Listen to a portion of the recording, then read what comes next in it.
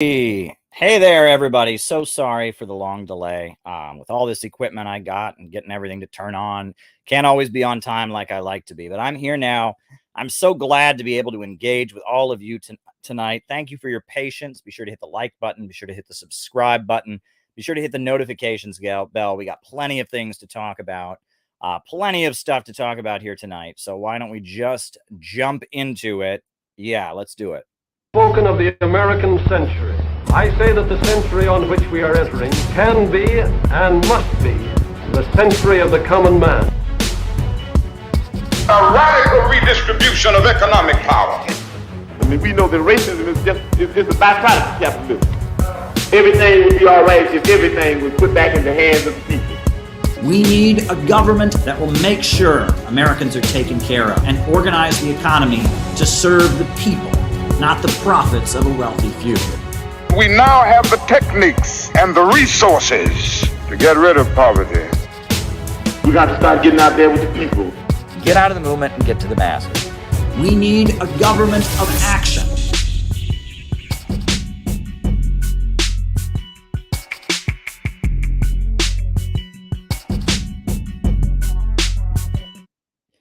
Welcome, everybody. So glad to be here with all of you. A lot of things that we can talk about here tonight. So hit the like button, hit the subscribe button, hit the notifications bell. Always good when you do that. The more people that are here, the more fun that we have. And we got a lot of things to talk about, a few things to update on.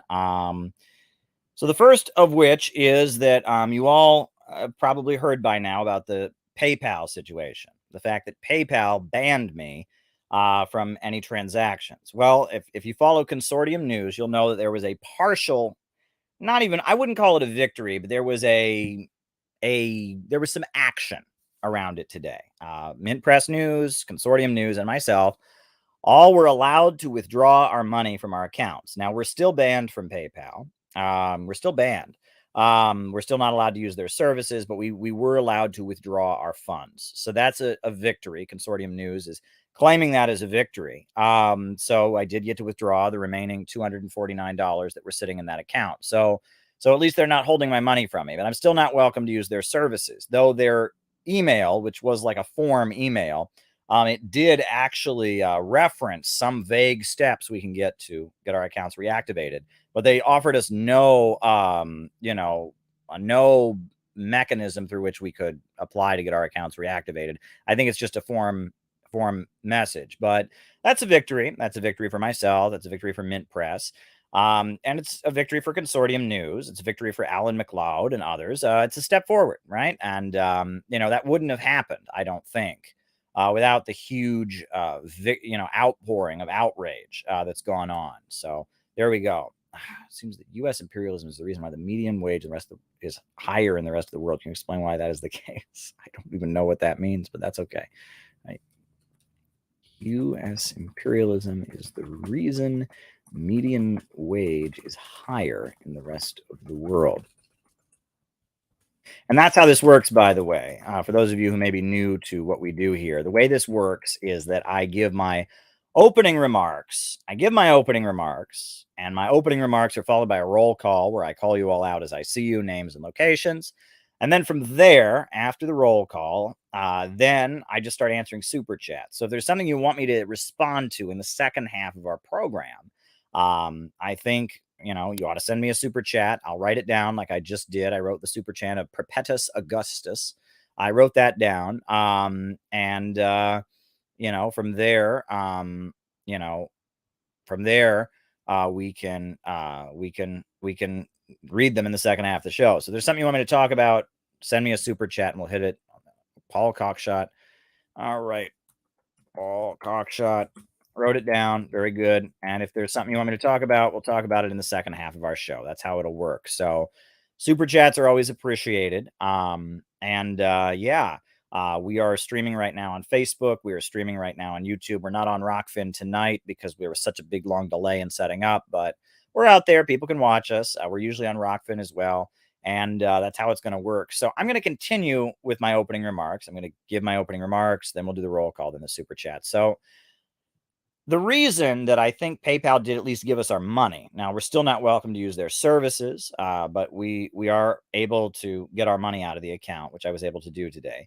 The reason for that is because of the huge amount of coverage and outrage from the fact that we were banned, the fact that Consortium News was banned, the fact that I was banned, the fact that Mint Press was banned, the fact that Manar Adeli, who is the director of Mint Press, the fact that she was banned. Huge amount of outrage about it. And so in response to that, you know, I mean, there were a number of news stories, and I'm actually going to show you. Okay, you accused you of tailism on Twitter because you reject sectarianism that isolates you into a movement. How to get okay, all right, tailism. What is it? Sectarianism. All right, and wrote it down, and you know, I want to actually show you probably one of the best news items. Matt Taibbi wrote an article where he mentioned that I was banned from PayPal. That's a victory for our community. I had an email exchange with Matt Taibbi. That was pretty awesome. You know, Max Blumenthal has been highlighting the fact that I was banned. Jimmy Dore has talked about the fact that I was banned. And we actually, there was a story on The Hill Rising with Kim Iverson. I'm going to show you that story right now, because this, if you ever want to see a victory, this was a victory. Kim, what's on your radar today? Well, there's once again another attack on the free press in America. Over the past few days, PayPal has banned several left-wing independent news organizations and left-wing journalists from using their services. No real explanation as to why they've been banned. They just randomly received a notice. And on top of this, PayPal informed them that if they have any money in their accounts, it'll be held for 180 days for review, after which the company will let them know how they can possibly access their money if they let them have it at all. Again, they weren't given any real explanation as to why they've suddenly been banned from conducting business through PayPal. They all received this fairly generic notice that says, "We recently noticed an issue with your account. Because of this issue, your account has been permanently limited. We understand this may be frustrating and inconvenient, but you'll still be able to see your transaction history for a limited time. You can get more details about your account limitation in our Resolution Center. For more information, contact us and we'll do our best to help. You'll be able to withdraw money from your account within 180 days. We'll email you when it's available. We just want to make sure you have money in your account to cover any payment reversals." So far, the organizations and individuals we're aware of being banned include Mint Press News, Consortium News, Geopolitics and Empire, as well as Caleb Maupin.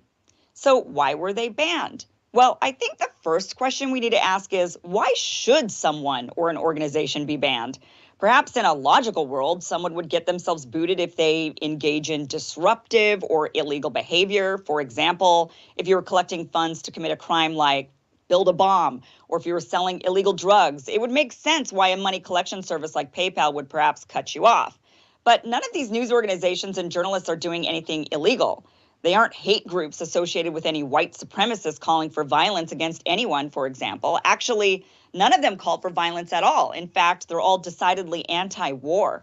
We can't know for sure because PayPal isn't saying. But the one thing all of these news entities have in common is they all speak out against supplying endless weapons to Ukraine so the U.S. can fight a proxy war with Russia. Because they question the current neoliberal, neoconservative tradition of keeping America in endless conflict, they're labeled Russian disinformation outlets, despite the fact they're all Americans. That's so true.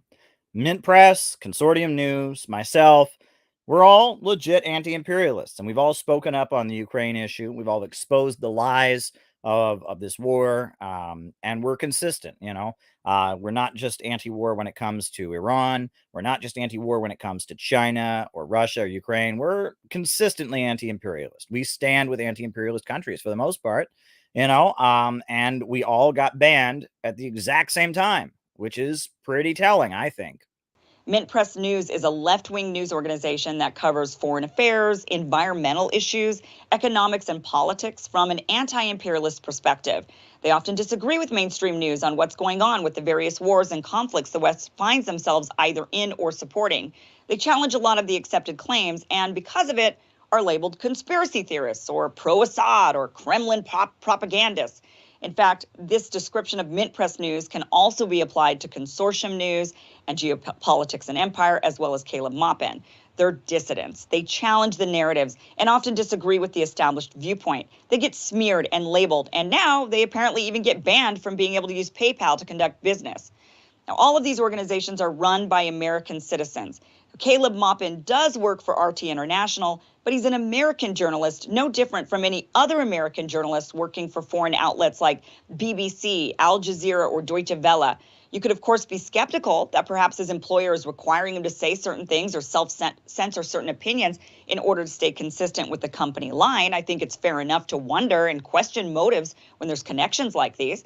But I think it's also fair to wonder how free our press or even our country is when American citizens are labeled as Russian-affiliated state media and banned from using PayPal.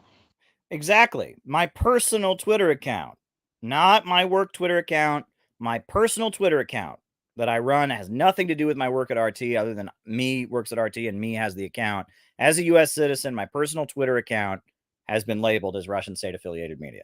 In fact, many of us Americans work for foreign corporations. Should it become the norm to be shunned as an individual because of the actions of the parent company of the corporation you work for? Even if you disagree with the opinions of the Americans who share their views in these outlets, are their views so offensive they must be silenced? Now, of course, PayPal isn't banning anyone from sharing their views, but obviously, if these news outlets can't conduct business and they're forced to downsize or even shut down entirely, who's going to hear their views? And this is the point. The point is to limit their reach and influence by cutting off their funds. And it isn't even about them. It's actually about you and me. The danger is people like you and I might hear these different viewpoints and actually agree with them. The powers that be have decided they don't want us to decide for ourselves what we think is actually going on. They want to be able to tell us, have us hear nothing but that one state-sanctioned narrative and be offered no alternatives to think otherwise. Now, the biggest question is, why would PayPal decide to ban these individuals and outlets?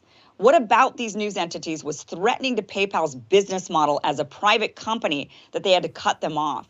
Or are there other forces, perhaps government pressures, that are leaning on private companies like PayPal to do what they can to stop the spread of what the government deems to be misinformation?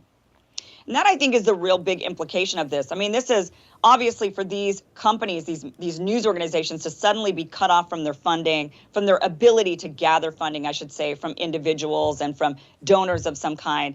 I mean, that is obviously big news. It's an attack on free press, especially these are Americans. But on top of that, I think we need to be asking some questions as to why PayPal's doing this.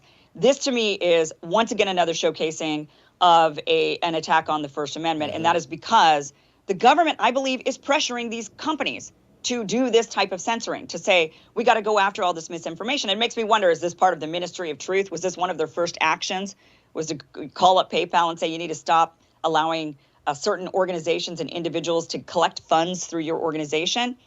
That's, I think, very good question. The timing was very, very suspicious. Very good question. the big question. Yeah, no, right. And we've reached out to, we've reached out to PayPal to see if we can get any clarity about it. But we know that the government is subtly, sometimes not so subtly, pushing private companies to do more about what it describes as misinformation, although some of that misinformation ends up being accurate information, or at least debatable information about the pandemic, about what Russia's doing, those kinds of things. Yeah, these companies, it looks to me like they clearly feel, maybe some of them are making bad calls of their own volition, but they feel like they could be hauled before Congress, or they're going to be held responsible for what the people who use their platforms or use their services are being done. The government will hold them responsible for that, and they're scared. And they're certainly not being, a lot of them, very courageous about it. But you have to understand when forces in the government and in the media, right, are screaming at them that they're responsible for whatever Russia's doing, and they're afraid. Kim, do you think that there is a difference in terms of proportionality when you look at the attention that this story is getting versus the attention that some of the stories about arguably conservative outlets or conservative people being banned have gotten? I'm thinking of the bannings that happened after 1/6 and the accounts that were seen, Parler, et cetera, as supporting that effort. Have you seen attention around? Good point. And we're going to talk a little bit about this later. There's something else that we're going to talk about once this segment is over that will blow your mind. On this story that's commensurate with that? You bring up a really great point. It's exactly right. Right-wing outlets that get banned or censored in some way or have this sort of limitation on them get a lot of press. There's a lot of people that come to their defense, a lot of big names. You'll see like Tucker Carlson on Fox News, who has the largest, most popular cable news program, talking about it. When left-wing outlets get censored, and we saw this also last February, so this was right after January 6th, February, YouTube actually, I believe it was February 3rd, 2nd or 3rd of 2021, they went and did this kind of slaughter of left-wing news, independent news on their platform and got rid of a ton of them, that like a couple of dozen, and they were all mostly left-wing, and that didn't Ford get Fisher, really right? any attention. Right, Ford Fisher. There was a lot of different organizations. Just an independent chronicler of records things at protests and just very on the ground reporting, and he's been treated horribly by I think multiple platforms. And even like Jamal Thomas, who does the progressive soapbox, he got demonetized from YouTube. Just really, but nobody really talks about this very much, which is why I found it really important to cover this today. But I do think there is that discrepancy. But I think the reason is because, unfortunately, in today's landscape, it wasn't always the case. For a long time, right-wing conservatives were very much the ones censoring and hindering, people from being out there in the public and whatnot, from different lifestyles and different opinions. But these days, it does seem to be coming from the left. So true. So true. And that's why it's the right that is speaking up against censorship. And the left, not only are they not speaking up about this, they're for the censorship, and they maintain that if you are critical of the status quo, if you don't march in lockstep with them on whatever the latest trendy MSNBC talking point is, they claim you're somehow secretly on the right and spread rumors and smear you and try to claim you're a Nazi. More of the left is calling for the censorship, calling for the clamping down on misinformation and disinformation. So when they see certain left-wing anti-war outlets, what they consider spewing Kremlin talking points, which are actually in Europe, it's the left wing of all the political parties that are saying, we don't want these weapons to be sent to Ukraine. We want to see negotiations happen. When you actually study European politics, it's all coming from the left. Here in the United States, for whatever reason, it's considered a right-wing talking point to be anti-war, to be saying we need to be negotiating this. So I think, unfortunately, the left is more supportive of this. They're almost calling for it. So they're saying, well, you get what you deserve because you guys have all moved to the right anyway. You guys are a bunch of Kremlin propagandists now. I wonder if we're moving toward, or what we're going to see is some kind of environment where you have certain companies or platforms or services that are the regime ones or the censorship ones, the ones that, at the very least, they should be upfront about it, right? If you use our service, we might decide we don't like you, and we're highly monitoring for this kinds of thing, and so that's how we operate. Versus ones that say no, we're just a service, and we don't really get into unless you're literally organizing violence or something, or doing something illegal. We're going to police that kind of thing. Maybe that ends up being the right wing or the team red or the Republican one, and the other one is the team blue one, and we're going to have that for like literally everything at some point, which would not be a great outcome, but might just be where we're headed. Well, what's interesting or is that Elon Musk buys more platforms. Right, the Elon Musk platform, and the other one. Well, what's interesting is that so many of the platforms that exist now, like Substack and even Patreon, are initially had that kind of veneer to them, right? The idea, the whole point of them was they were a refuge from folks who had felt like they've been chased out of other media. And to some extent, their integrity, the reason that they're still valued today is because they so far haven't bent the knee to this kind of an impulse. It kind of feels like the Bitcoin companies that, if they were to start, releasing information, then it would kind of defeat the whole purpose of the blockchain and all the privacy and the Bitcoin Patreon's held it. I don't have very much experience at all with Patreon. They've been pretty good. No, they've actually done. Patreon for sure has gone and done a ton of censoring. And that's actually why guys like Dave Rubin went and started Locals, was because Patreon was actually deplatforming and doing the same sort of thing that PayPal is now doing. PayPal's kind of new to doing this. They have been doing this. This is not the first time they've done it. But, we've seen GoFundMe do it to the truckers, to various protests. Yeah. We're now seeing PayPal do it. Patreon definitely was doing it. I think it's a matter of time before Substack starts to say, well, maybe your particular, writings cannot be viewed because they're dangerous, and so we have to take them off the platform. They would take a huge blow to their, you might be right, but they would take a huge blow to their credibility, I think, if they did that. Thank you, Kim. We'll have more Rising right after this. All right. So I thought that was pretty neat that they did that segment and highlighted the fact that we were being suppressed. So now, I mean, a number of outlets have come out in our defense. I mean, obviously, Mint Press, Consortium News, they came out in our defense, with various pieces. They were also targeted. We've now gotten support from Matt Taibbi. We've gotten support at this point from Jimmy Dore. We've gotten support from a number of YouTube channels now, like The Hill, Rising with Kim Iverson came out, and all of that. It's been a great showing of success that if they come to just shut down our community here and shut down what we're doing, shut down what the Center for Political Innovation is doing, there will be resistance. So now the bad news. Unfortunately, I have to bring you the bad news because we have to talk about this. We have to talk about this next part. Net neutrality is dead. ISPs can contact private companies to shut down alternative platforms too, right? I'll write that down. Net neutrality is dead. ISPs can shut down. Yeah. But I have to talk about this. Because in addition to all the support we've gotten, again, Jimmy Dore, Kim Iverson, Matt Taibbi, Max Blumenthal, Convo Couch. I mean, so many voices have spoken up on our behalf. Who is the one voice who went out of their way to show hatred for all of us on this channel? There's one outlet that covered this story and really went out of their way to give a big fuck you to everyone who's part of this community, every member of the Center for Political Innovation, every regular viewer of this channel. That's Jacobin. The hacks at Jacobin did a story today, and they mentioned Mint Press, and they mentioned Consortium News, and they mentioned Madara Deli, and they mentioned Alan McLeod, and they did not mention that I was banned from PayPal. Every other piece that talks about this, every other piece, Matt Taibbi, Consortium News, Rising mentions me. Jacobin went out of their way not to include us on there.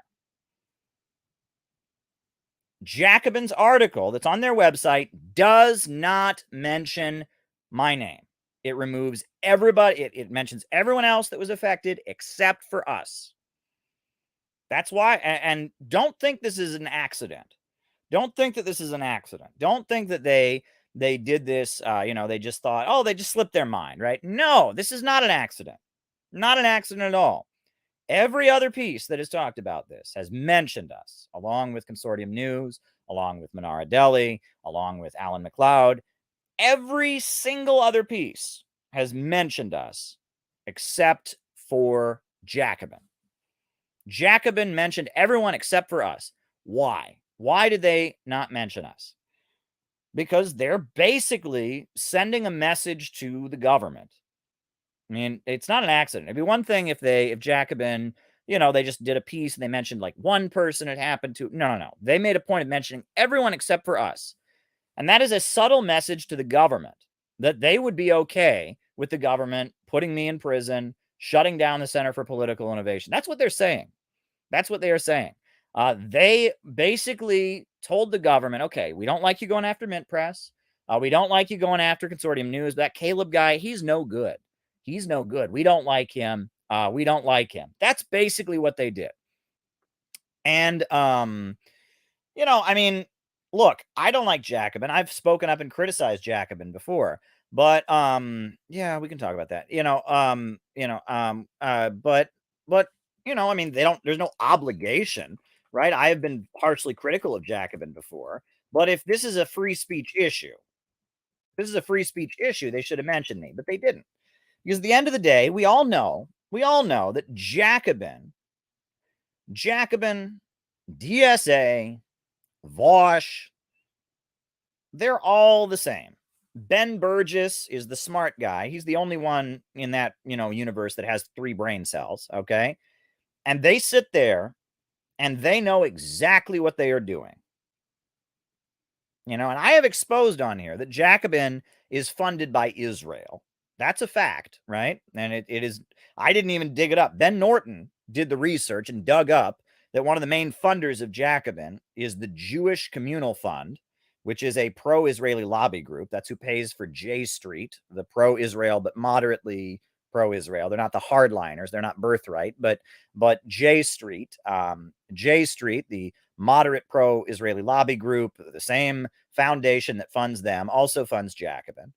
And that they have hundreds of thousands of dollars to fund their operations, and that a lot of the people tied in with them, like Ben Burgess, like Anna Kasparian, they are one of the people leading the witch hunt against dissidents on the left. Anna Kasparian has viciously gone after Max Blumenthal, Jimmy Dore, and Aaron Mate, viciously. Anna Kasparian has viciously beaten the drum against them. Right? Ben Burgess is very close to the people who have viciously smeared me and tried to say I'm secretly a white supremacist, all of this stuff. And they are the centers of this. They are basically the Congress for Cultural Freedom 2.0. They're the Partisan Review 2.0, Jacobin. And they basically were sending a message to the government that if you go after Caleb, we're fine with that. Consortium News, whatever, Mint Press, whatever, but Caleb, get him, right? And that's what they're doing, right? I mean, this is a lot like how it was the Social Democrats who killed Rosa Luxemburg, right? The Social Democrats are the ones that killed Rosa Luxemburg. And these people, Jacobin, are the appointed socialists, the State Department approved socialists. And one of their main roles is to police left-wing circles and target and go after legit anti-imperialists and dissidents and try to corral the movement into supporting the Democrats, corral the movement into voting for the Democrats. They really hate anybody who supports Tulsi Gabbard. They've viciously gone after Tulsi Gabbard. And they have written horrendous articles about Venezuela. They are very dangerous. And the Jacobin people, the fact that they did not mention us, that is a call for political repression against us. That's what it is. It's that plain and simple. It'd be one thing if they mentioned half the people or they didn't mention any names. The fact that they went out of their way to not mention us means they basically are signaling to the state and to the government that they want further repression of our community, right? And that's why Ben Burgess is working with ContraPoints and advising her. His name is actually in the credits of the videos. That's why Ben Burgess is friends with Surfing USA, who does horrendous smear pieces against us. I mean, just takes things we say and just lies and tries to say that we hate gay people, tries to say that we're neo-Nazis and we're anti-Semitic here. And that's why that's what's going on here, folks. We have to be real about this. Jacobin, we got to be happy about all the support we got. Kim Iverson, awesome. Convo Couch, awesome. I have not checked that out. I wish I could give you more of an answer about it. I just haven't looked into it. I'm sorry. But Jacobin showed their true colors, which is basically Jacobin is an attempt. They want to control the conversation around socialism. Look, if I was just on here talking anti-war stuff, if I just did a general anti-war show, if I was an investigative journalist, they probably would have spoken up. But because I'm on here talking about ideological Marxism, because I'm on here criticizing capitalism, I talk about Marx and Lenin and socialism and the difference between Stalin and Trotsky, etc. Because I do that on here, they consider me to be a threat. And because I'm not doing what they do and corralling leftists into supporting the Democratic Party, corralling leftists into supporting U.S. military interventions overseas, they basically want to shut us down. So I want to, we need to, all these people who came out in our support, we need to applaud them. Kim Iverson, awesome. And, here's the thing. Kim Iverson is on China. Her and I couldn't be further apart. Doesn't matter, right? She realizes who the main threat is. She's an anti-imperialist. She doesn't agree with me on China, but there you go. And there's other voices that have spoken up on our behalf. Matt Taibbi doesn't agree with me, etc. But they thought it was worth mentioning that we got this repression. So we need to celebrate the victories. Let's not just get into a negative. But let's keep in mind that every day Jacobin makes it very, very, very clear that in a revolutionary crisis, they would support the government murdering every member of the Center for Political Innovation. That's basically what they said when they didn't mention us. Leftism seems reduced to defending liberalism. That's an ongoing theme on these shows. That's what they would do. Reduced to defending liberalism. And let me add that if the government were to come for Jacobin, if the American capitalist government were to arrest the editors of Jacobin, if the American capitalist government were to try to put them in power, I would be against it. I would speak up against it. If Jacobin were under attack, if their democratic rights were being threatened, if their ability to criticize capitalism and write their social democratic articles as badly as they do it were under attack, I would stick up for them. Yes, I'm already planning to talk about that, Eric. Thank you very much. With Roe v. Wade, the new thing, again, will it take some energy out of the war drive? We'll talk about that later in the opening remarks, but we'll Wade energy out of anti-war. We'll talk about that in the Q&A also, but we got to be real about that. I mean, if there was an attack on Jacobin, we would speak up for them. And they have made clear they will not speak up for us. If the government came and arrested us, when we get banned from PayPal, they're okay. They're not okay with it happening to Mint Press. They're not okay with it happening to Consortium News. But to us, it's fine. It's fine. That's what they're saying. They are so threatened by what we're doing here. They want the bourgeois state to shut us down. Right. And, and we would have to defend them as a principle, Don Deering says. And that's true. We have principles. They don't. When they omitted my name from the article, the only outlet to do it. And isn't it ironic, because Kim Iverson's not a socialist, and she mentioned us. Matt Taibbi is not a socialist. He mentioned us, right? But the one socialist publication is the one you'd think we would have more in common, right? They're talking about Marx. I'm talking about Marx. They're talking about Lenin. I'm talking about Lenin. You would think that they, of anybody, would mention us. But oh, no. Caleb gets in on their turf. Caleb challenges them. Caleb's not playing the role of corralling them into the Democratic Party. And that's why Ben Burgess is working with Bosch and Thought Slime and Surfing USA to smear us. And that's why they've viciously gone after Gray Zone. And we need to be aware of this. We need to be aware of this. Jacobin has made clear they're not on our side. And we should not let this go. We should not let this go. We should challenge them on this, right? If there's a public Jacobin event, it would be great if we CPI people could go and get up and confront them about this. Why are you okay with attacks on the Center for Political Innovation? Why are you okay? Why did you omit their name from the, why did you do that? Why is that okay? Right? Why? I mean, we should never let them forget this. Never let them forget this. They and Anna Kasparian viciously went after Jimmy Dore.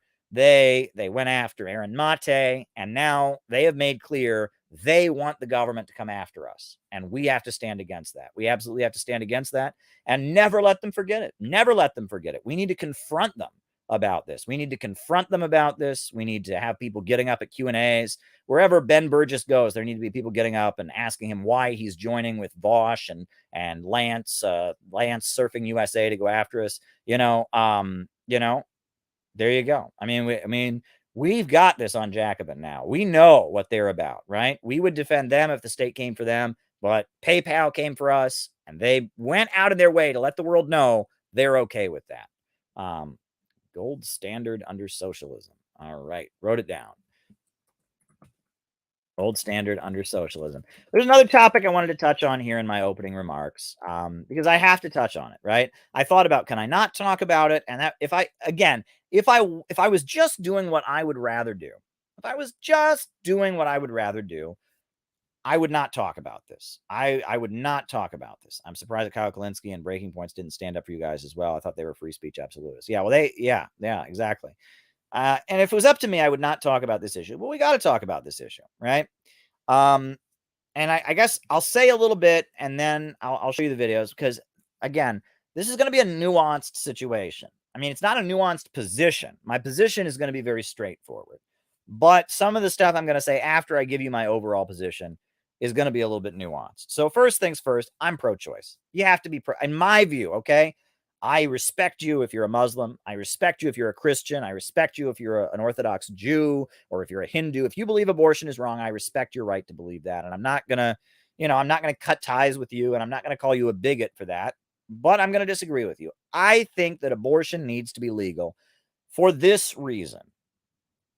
Overturning Roe v. Wade is wrong for a legal reason, right? First of all, there's a difference between law and morality. If you think abortion's wrong, fine, right? That's not why we have laws. Laws exist to protect rights.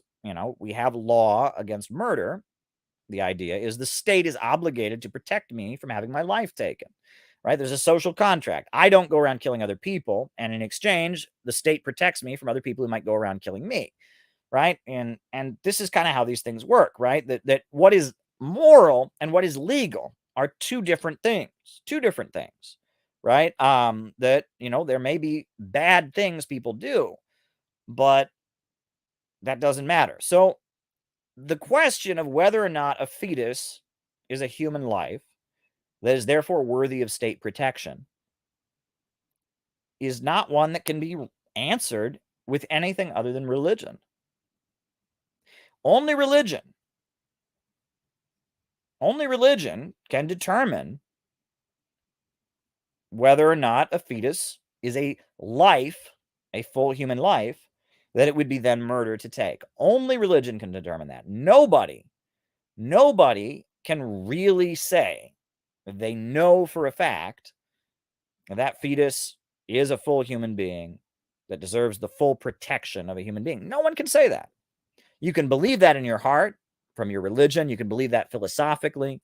But at the end of the day, the only way you can really say that is not from a place of rationalism, right? So with that said, we have to allow abortion, right? I mean, we have to, because if we were to outlaw abortion, at that point, we would be making law on the basis of religious and philosophical concepts. Law does not exist to force people to do the right thing. It doesn't. Law exists in order to protect the rights of the individuals.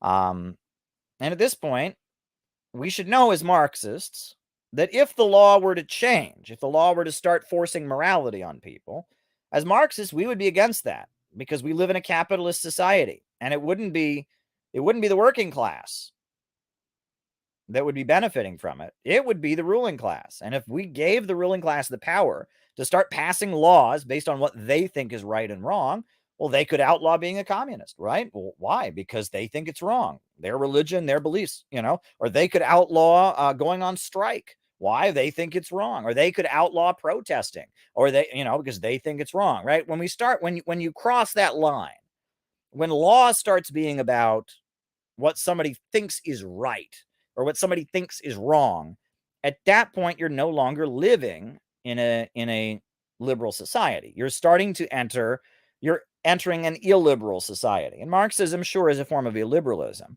But when capitalism collapses into illiberalism, that's called fascism. And we don't want that, right? So if the capitalist state were to start saying, well, you know what? We've decided that in our heart and in our soul, we think that fetus is a life. That's the capitalist state saying we are now starting to embrace and impose religious and philosophical beliefs onto society. And at that point, we're seeing the collapse of liberalism. And liberalism will eventually collapse. But we would prefer that it collapse into a socialist revolution. However, right now, the working class movement is not strong enough. I mean, we're not going to have a socialist revolution.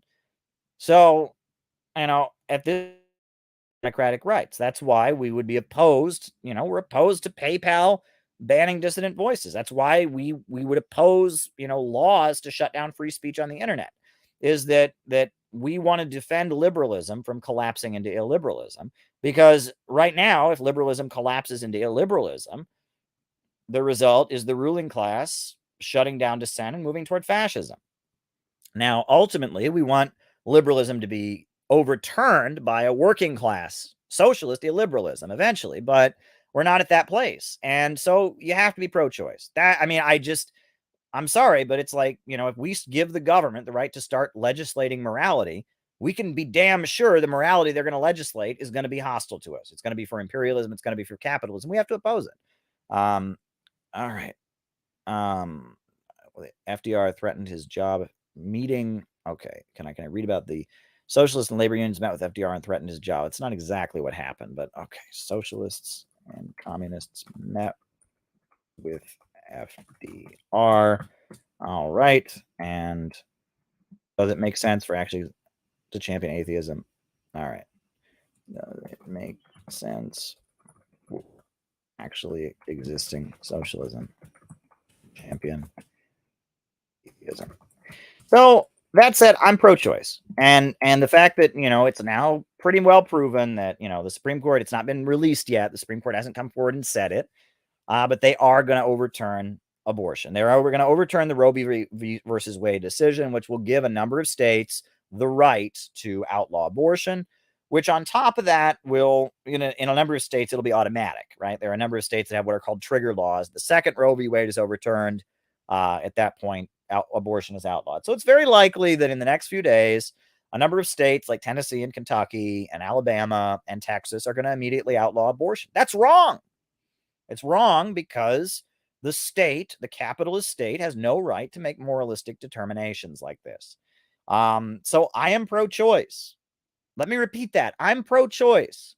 Let me repeat that. I am pro-choice. I don't know how many times I have to say this, but, my position is that abortion should remain legal, that the capitalist state in the United States has no right to legislate morality, right? Has no right to determine what right and wrong is for individuals and to legislate on that basis, right? That, what they call the privacy right. Privacy means your business, right? The government doesn't have the right to come into your house and tell you how to paint your walls. If you want to paint your walls blue or purple, you have the right to do it. Your right to privacy, right? That there are, your personal being, your body, your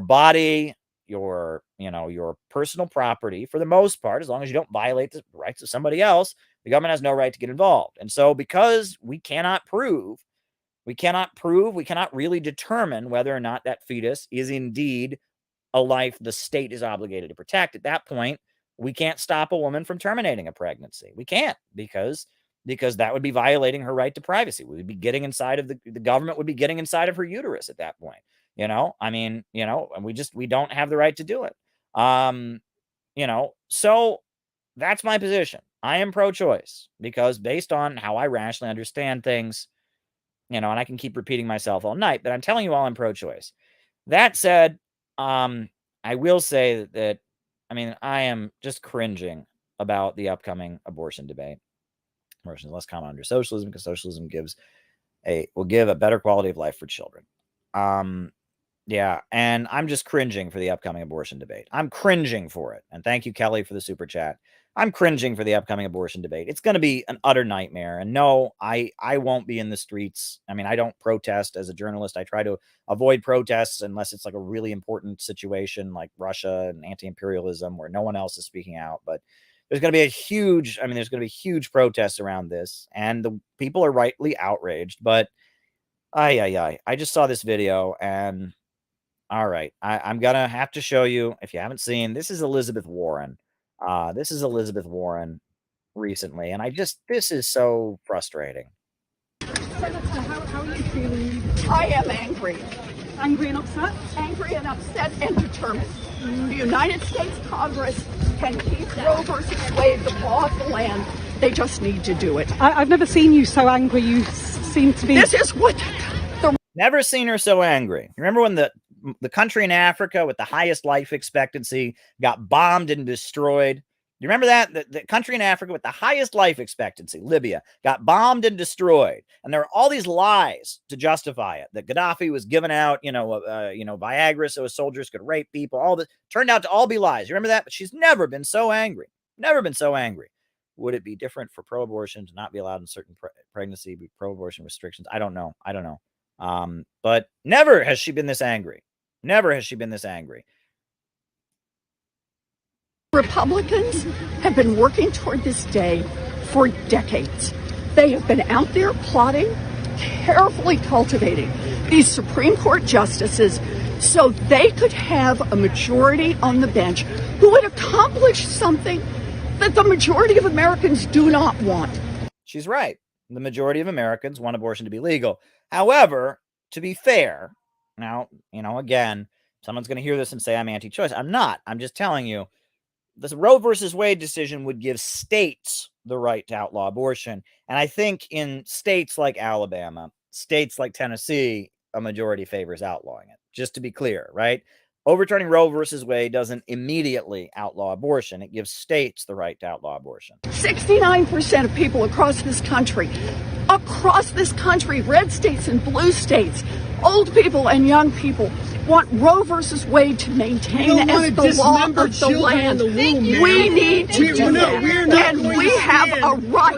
Extremists, we've heard enough from the extremists. And we're tired of it. Thank you. Senator, does this open the door? Yeah, so that's Elizabeth Warren. And I mean, folks, first of all, I don't know, for those who have been watching this program for a long time and have been watching me on here, I actually predicted that Roe versus Wade was going to be overturned. About 2 years ago, when I was still doing the streams, they were just on Saturday, I gave the prediction. I said Roe versus Wade is going to be overturned. And why is it going to be overturned? Because that's a way to bring the red states back into the political process. It's something that they can do for the red state people that doesn't really, really change the structure of the country. Because here's the thing. If Alabama and Texas and Tennessee and Kentucky can outlaw abortion, people can still travel to other states and get abortions. Now, there are laws to outlaw traveling to another state to get abortion, and that won't stand up, right? I mean, that will not stand up, right? Because, I mean, there's good established law. You can't do that, right? You can't, like, someone goes to Tennessee and murders somebody and then comes back and they get charged in Tennessee. That doesn't work that way, right? And no state is going to, that's not going to stand, right? And on top of that, in addition to that, I expect there will be medical exceptions. But look, I think that this is a way to give a symbolic win. A symbolic win. What? I don't even know what that means. It's a way to give a symbolic win to the red states, right? And it'll make it a lot harder for women in red states to get abortions. And abortion will still be legal in blue states. And there will probably, Planned Parenthood will start busing people. I'm sure there'll be buses and funds. If you're going to go get an abortion, we'll bus you to this state. There'll be abortion carpooling services. You can be sure of that. And it will never be illegal in New York. And it will never be illegal in California. And, and these red states will feel like they accomplished something. They'll feel like they got something done. And it'll bring them back into the process. I mean, I feel like, again, it's a way to make the red states and the Trump kind of people feel like they have a voice in the political process, right? On top of that, this is what the Democrats can run on. They've wrecked the economy. They've completely wrecked the economy in the United States. They started, a new, intensification proxy war with Russia. The gas prices are through the roof. Wages are not rising while the price of gasoline is through the roof, while the price of food is through the roof. What else can the Democrats have? But this is what the Democrats have got. Roe v. Wade is overturned. And so we need a federal abortion ban immediately, right? Disregards the right to privacy entirely. That's an interesting angle. I'll put that in there. Right. Guards privacy entirely. And I mean, this is what the Democrats have, right? This is what the Democrats, they're very good at this. This is the oldest trick in the world. The oldest trick in the world. I think it's just a way to scare women into voting for the Democrat. I couldn't agree more, Elizabeth. We are great minds think alike, as they say, since fear is the only way to get our votes. The Democrats have been doing this for years. Right? In the 1980s. Well, actually, let me go back to, I think we can show it on here. I think I can actually show you the ad I'm talking about because it's so infamous. I'm going to show you. This was an actual ad. This was an actual Democratic Party ad from 1964 when Barry Goldwater was running for president and Lyndon Johnson, the Democrat, the guy who started escalated the Vietnam War, and was a complete warmonger. This was an actual ad that he showed on television. This was a literal ad that Lyndon Johnson ran on TV. I think I'll just show it to you right now. This was an actual TV ad that Lyndon Johnson made.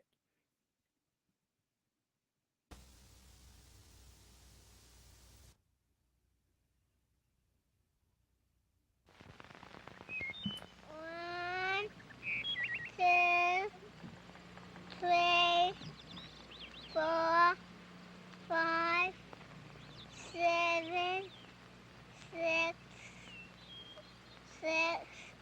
8, 9, 10, 9, 8, 7, 6, 5, 4, 3, 2, 1, 0. These are the stakes. To make a world in which all of God's children can live, or to go into the dark. We must either love each other, or we must die. Vote for President Johnson on November 3rd. So vote for Lyndon Johnson, or else the entire world will explode with nuclear weapons. I guess you got to vote for him, because if not, the world's going to blow up. And, it worked. Americans voted for Lyndon Johnson. He won the 1964 election. And what happened? Lyndon Johnson, who said, vote for me or else we're going to have big wars and stuff. Well, I mean, the world didn't blow up, but he did escalate the Vietnam War. He did send thousands and thousands of young American men to Vietnam to get shot and try to kill Vietnamese people and slaughter them to try and keep Vietnam from declaring its independence. But if you were a socialist or a leftist and you got up and said, "Oh my God, Lyndon Johnson, let's break with the Democrats. Let's run a socialist for office." They'd say, "What? Are you going to let the world explode? Look, if you don't vote, that little girl who's got the daisies is going to get blown up." It's a classic tactic. It's a classic manipulation tactic. During the 1980s, they did the same thing. Same kind of ads, right? If you vote for Ronald Reagan, if Ronald Reagan wins in 1980 and Jimmy Carter loses, nuclear war. Didn't happen. 1984. Oh, thank you. You like the Satanism video. Thank you very much. 1984. If Ronald Reagan is not defeated, oh my God, the world is going to burst into flames. We're all going to die. Right? Didn't happen. Right? And the Democrats, this is a way of getting people who actually want class struggle, who actually want to change things, to shut up. Right? They create this emergency situation. Trump is Hitler. We're all going to die. We're all going to get rounded up and put in death camps if Donald Trump is not defeated. That's the way the Democrats can get in there and completely screw us over, right? The right wing are just so dangerous. We're all going to die. This is the oldest trick in the world. And I think that, the Democrats really, this is all they've got at this point. I mean, that speech, that Biden speech that was not a State of the Union. What was it? It was his joint address to Congress. It was full of all these promises. He was going to pass the PRO Act to support unions, and he was going to do all this great stuff. He hadn't done it. He was going to rebuild the country's infrastructure, just like Trump was, just like Obama was. Didn't happen, right? So this is all they got, right? Okay, well, if you don't vote for us, abortion is going to become illegal all over the country. Roe versus Wade, and this is what the Democrats have got.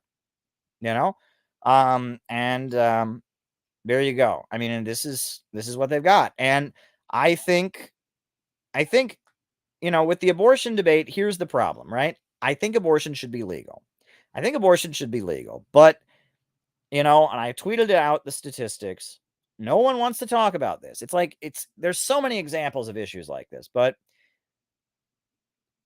pro-choice or anti-choice by income level. Holy crap. The lower your income is, the higher the chance that you're going to be anti-abortion. That's true. That is absolutely true. The lower your income, the more likely it is that you're going to be anti-abortion. Poorer people are more anti-abortion than rich people. Rich people are more pro-choice than poor people. Now, as soon as I bring this up, there's always somebody who says, Caleb, it's low-income people that have abortions. That's true. And that is my point. Abortion clinics are in low-income neighborhoods. The main reason that women get abortions is because of economic insecurity, because they can't afford. They think, how am I going to feed this kid? What can I do? And so, yes, poorer people get abortions at much higher rates than wealthier people. And poorer people are more opposed to abortions because they know somebody in their family who's had an abortion. They live in a neighborhood where people are getting abortions. They see abortion and they don't like it. That's the reality. If you're a low-income person in the United States, not only is it more likely that you as a woman would have an abortion, it's also very likely that you would know somebody who has an abortion. There's one of the most famous African-American plays is called A Raisin in the Sun. And it's an African-American, it's a play about the Black experience. It's a very famous play, and it's about an African-American family that moves into a white neighborhood and how they get treated. And at one point in the play, the mother discovers she's pregnant and decides she's going to get an abortion. And the family is urging her not to do it, right? And there's this feeling that it's wrong. Now, this is the reality, right? And this is where it gets messy. And I guess this is my message, okay? And again, this gets messy. I just told you over and over again, I'm pro-choice, right? I'm pro-choice, and I'm a man, and I will never get an abortion because I'm a man. I will never be pregnant. So at the end of the day, I can't even really tell you if abortion's right or wrong. But I'll just tell you this, right? Abortion is not a pleasant thing, right? I mean, the situation in which a woman decides she's going to get an abortion is not a good situation. When a woman says, do I get an abortion? Not a good situation. No one's happy about it. Right? It's a bad situation. And we as leftists continue to associate ourselves with bad situations. And that's why we are losing. Okay? It's not about whether you think abortion should be legal or not. Same with the drugs issue, right? I think drugs should be legal. No one should go to jail for smoking marijuana. No one should go to jail for using heroin. But are drugs good? Is it good when people are shooting up heroin? Is it good when people are getting fucked up on marijuana all the time and people turn into potheads? Is it good when people get drunk all the time and are alcoholics? No, this is not a good situation. Sex work, right? Is it good? Most of what goes on in the world in terms of quote unquote sex work is horrendous. Human trafficking, pimps, exploitation of women, what they call white slavery, kidnapping, torture, rape. Now, I don't think prostitution should be illegal, right? And there are circumstances where some women go into it differently than those circumstances. But for the majority of women in the world that are involved in that, it's an awful, horrendous thing. For the majority of people in the world that are getting into drugs, it's not a good thing, right? Opioid addiction, alcohol is not a good thing. Abortion, again, should be legal, but it's not a good thing. And the left, socialists, have become associated with bad things. People look at us and they think we're the abortion people, we're the heroin people, we're the prostitution people. I don't know how you would determine that, but we're the people associated with prostitution, we're the people associated with drug addiction, we're the people associated with abortions, and everyone looks at us and thinks we don't want to be associated with that. People get negative feelings when they look at us, right? It's not about whether these things should be outlawed. It's not about whether state repression should be used to silence these things. I'm against state repression of drug users. I'm against state repression of prostitution. I'm against state repression of abortion. But we need to not have that be what we're about. Okay? And that's the problem. If people think socialism is about drugs and prostitution and abortions and mobs breaking shit in the street and suicide and mental health problems and and pessimism and hopelessness and depopulate. Socialism is about a lot of really gross, pessimistic, bad things. When people think of socialism, they think of a lot of things that make you go, ugh, I don't like that. And if that's what I thought socialism was, I would never have become a socialist. If I thought socialism was just a bunch of abortions and drug addiction and prostitution and people being desperately poor and people saying everyone has too much stuff and driving the population down and being hopeless and going, fuck this shit, give me some free stuff, fuck this country, I hate my life, I would never become a socialist. Socialism is associated with pessimism. Socialism is associated with hopelessness. Socialism is associated with grossness. Socialism is associated with all these ugly, gross, hopeless, negative things. And this is why the right wing triumphs, because the right wing, what are they associated with? Family, and loving your community, and good values, and Jesus, and community, and economic growth, and starting your own business and becoming wealthy. And the right wing are full of shit because they're not about those things. They're the main people destroying those things. The reason that communities all throughout America are not prosperous is because of neoliberal free market policies. The reason families are torn apart all across the United States is because of their prison industrial complex, because of lack of economic opportunity. They're full of shit. But the right wing sells themselves as being about loving America and loving little children and believing in the values of Jesus and wanting a better life and loving your country. And they're full of shit. The right wing has done more to destroy the family, more to destroy the communities of this country, more to destroy the country economically. They are full of shit. They're not for any of those things. But they get to be about those things. And we get to be about heroin and abortion and prostitution and cynicism and hopelessness and suicide and blah. And that's, it's a recipe for disaster. It's a recipe for disaster for our movement. It's absolutely a disaster. It's absolutely a disaster. Socialism and communism should primarily focus on changing society from capitalism and imperialism to socialism and communism. I couldn't agree with you more, David. I couldn't agree with you more. I could not agree with you more. And the focus should be on changing the economic foundations of society in order to build a more prosperous and happy society. Planned Parenthood, eugenics history. We'll talk about that. That should be the focus. That should be the focus. And the problem with the left is that, again, it's kind of like what I talked about in the Satanism stream. When we just become associated with things that are not good, right? I'm not saying that they should be outlawed. I'm not saying that they're even necessarily wrong. But things that are, is what leftism is associated with. And that's why we're losing. And the problem is that for a lot of these synthetic left types, they've moralized that. Feeling is what they're all about. They feel and they feel resentful and they feel angry and they feel hopeless and pessimistic. And they want you to feel hopeless and resentful and pessimistic. And they want the whole socialist movement to just be one big pile of hopelessness and pessimism and all of that. And if you come along and say, we need a government of action to fight for working families, they lose their shit. They lose their shit, right? Listen to Jason Unruhe's meltdowns, listen to his meltdowns, right? The right just thinks socialists want free stuff. Exactly. Listen to Jason Unruhe's meltdowns, right?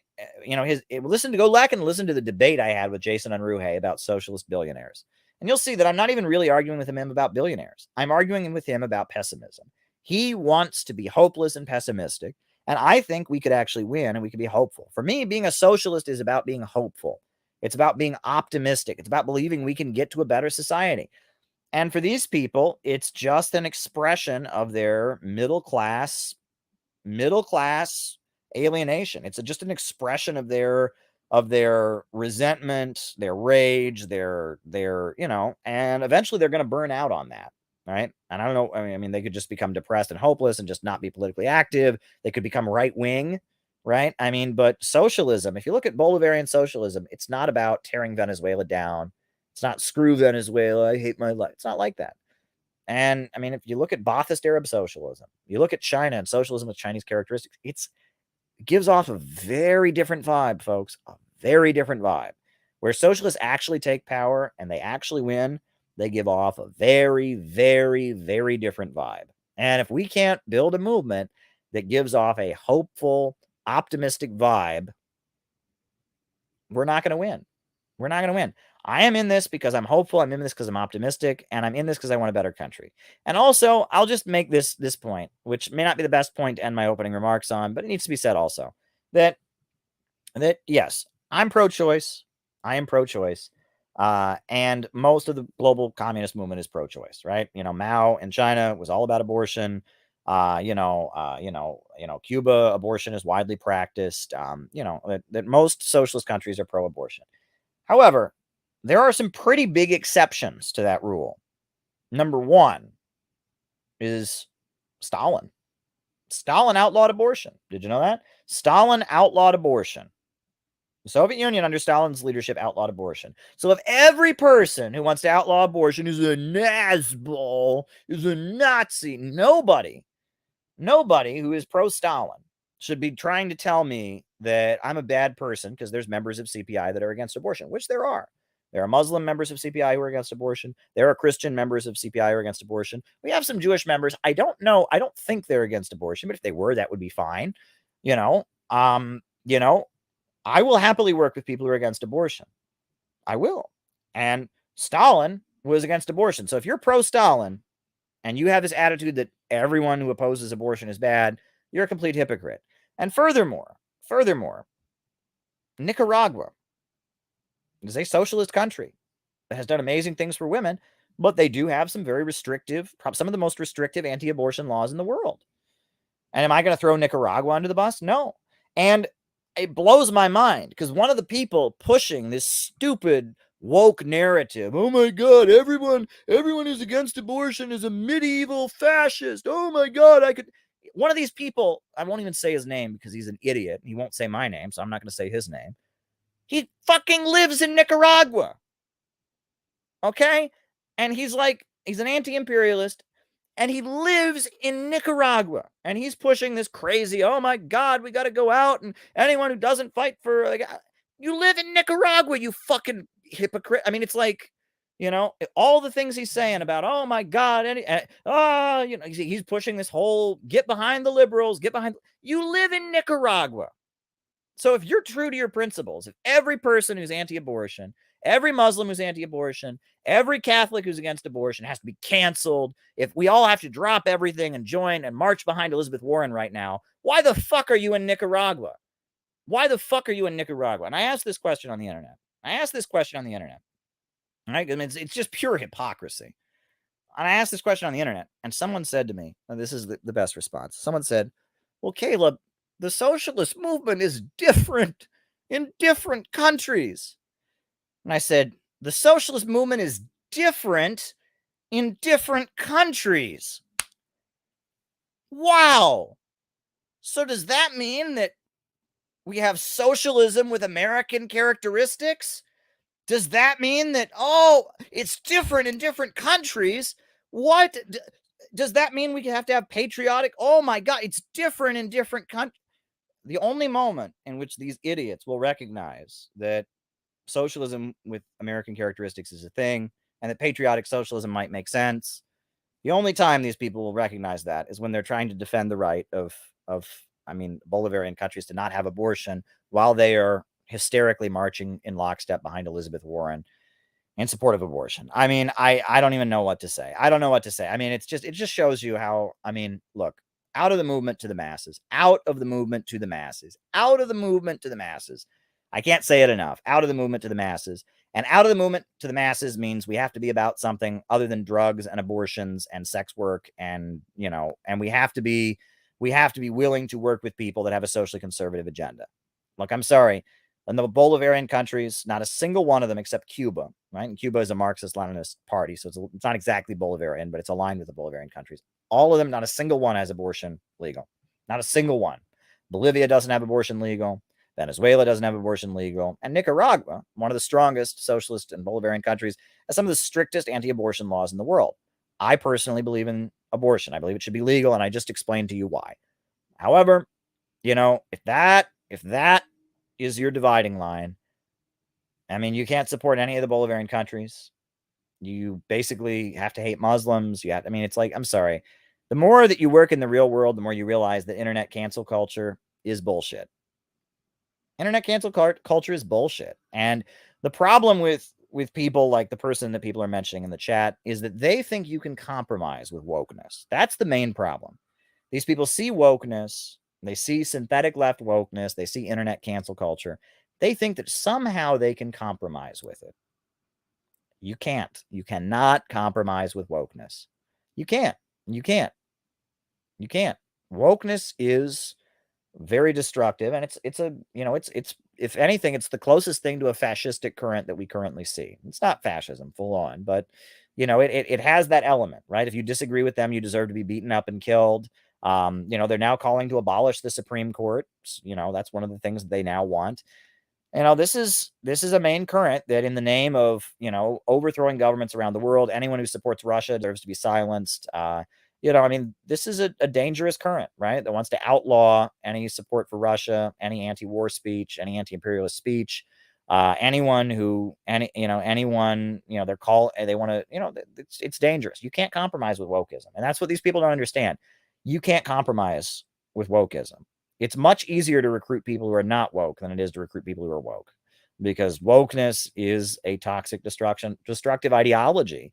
And the working class hates wokeism, and the broad masses of people hate it. And yeah, that's all it is to it. And the Center for Political Innovation stands out as the only socialist group in the United States that has drawn a firm line around this. We ain't woke. We ain't woke. We're Marxists, we're socialists, we're not sexist, we're not racist, and we will treat people with respect, but we ain't woke. We ain't woke. And we are the only group that has just thrown down and said, we will not be woke, and we will not be wokeified, and we're not woke. And that's why people are scared and terrified of us, because we are coming out and we're exposing that, look, you don't have to be woke, and that what wokes want and what we want are opposites. The wokes aren't better than the right wing. They're different than the right wing. We might agree with them on some issues more, but we might not. And wokeness ain't us. We ain't woke. And that's why we're able to survive. And that's why we're able to do all the good work that we do. If we were woke, we would have never been able to do that amazing conference in Austin. If we were woke, we would never be able to have the amazing upcoming conference that's planning the 4-day weekend, the 4-day training school that we're having, coming up, June 22nd. So June 22nd through 26th. I mean, we would never be able to do all the amazing stuff we do if we were woke. No compromise with wokeism. And on that note, folks, names and locations. I will call you out as I see you. Names and locations. Who's with us tonight? Names and locations.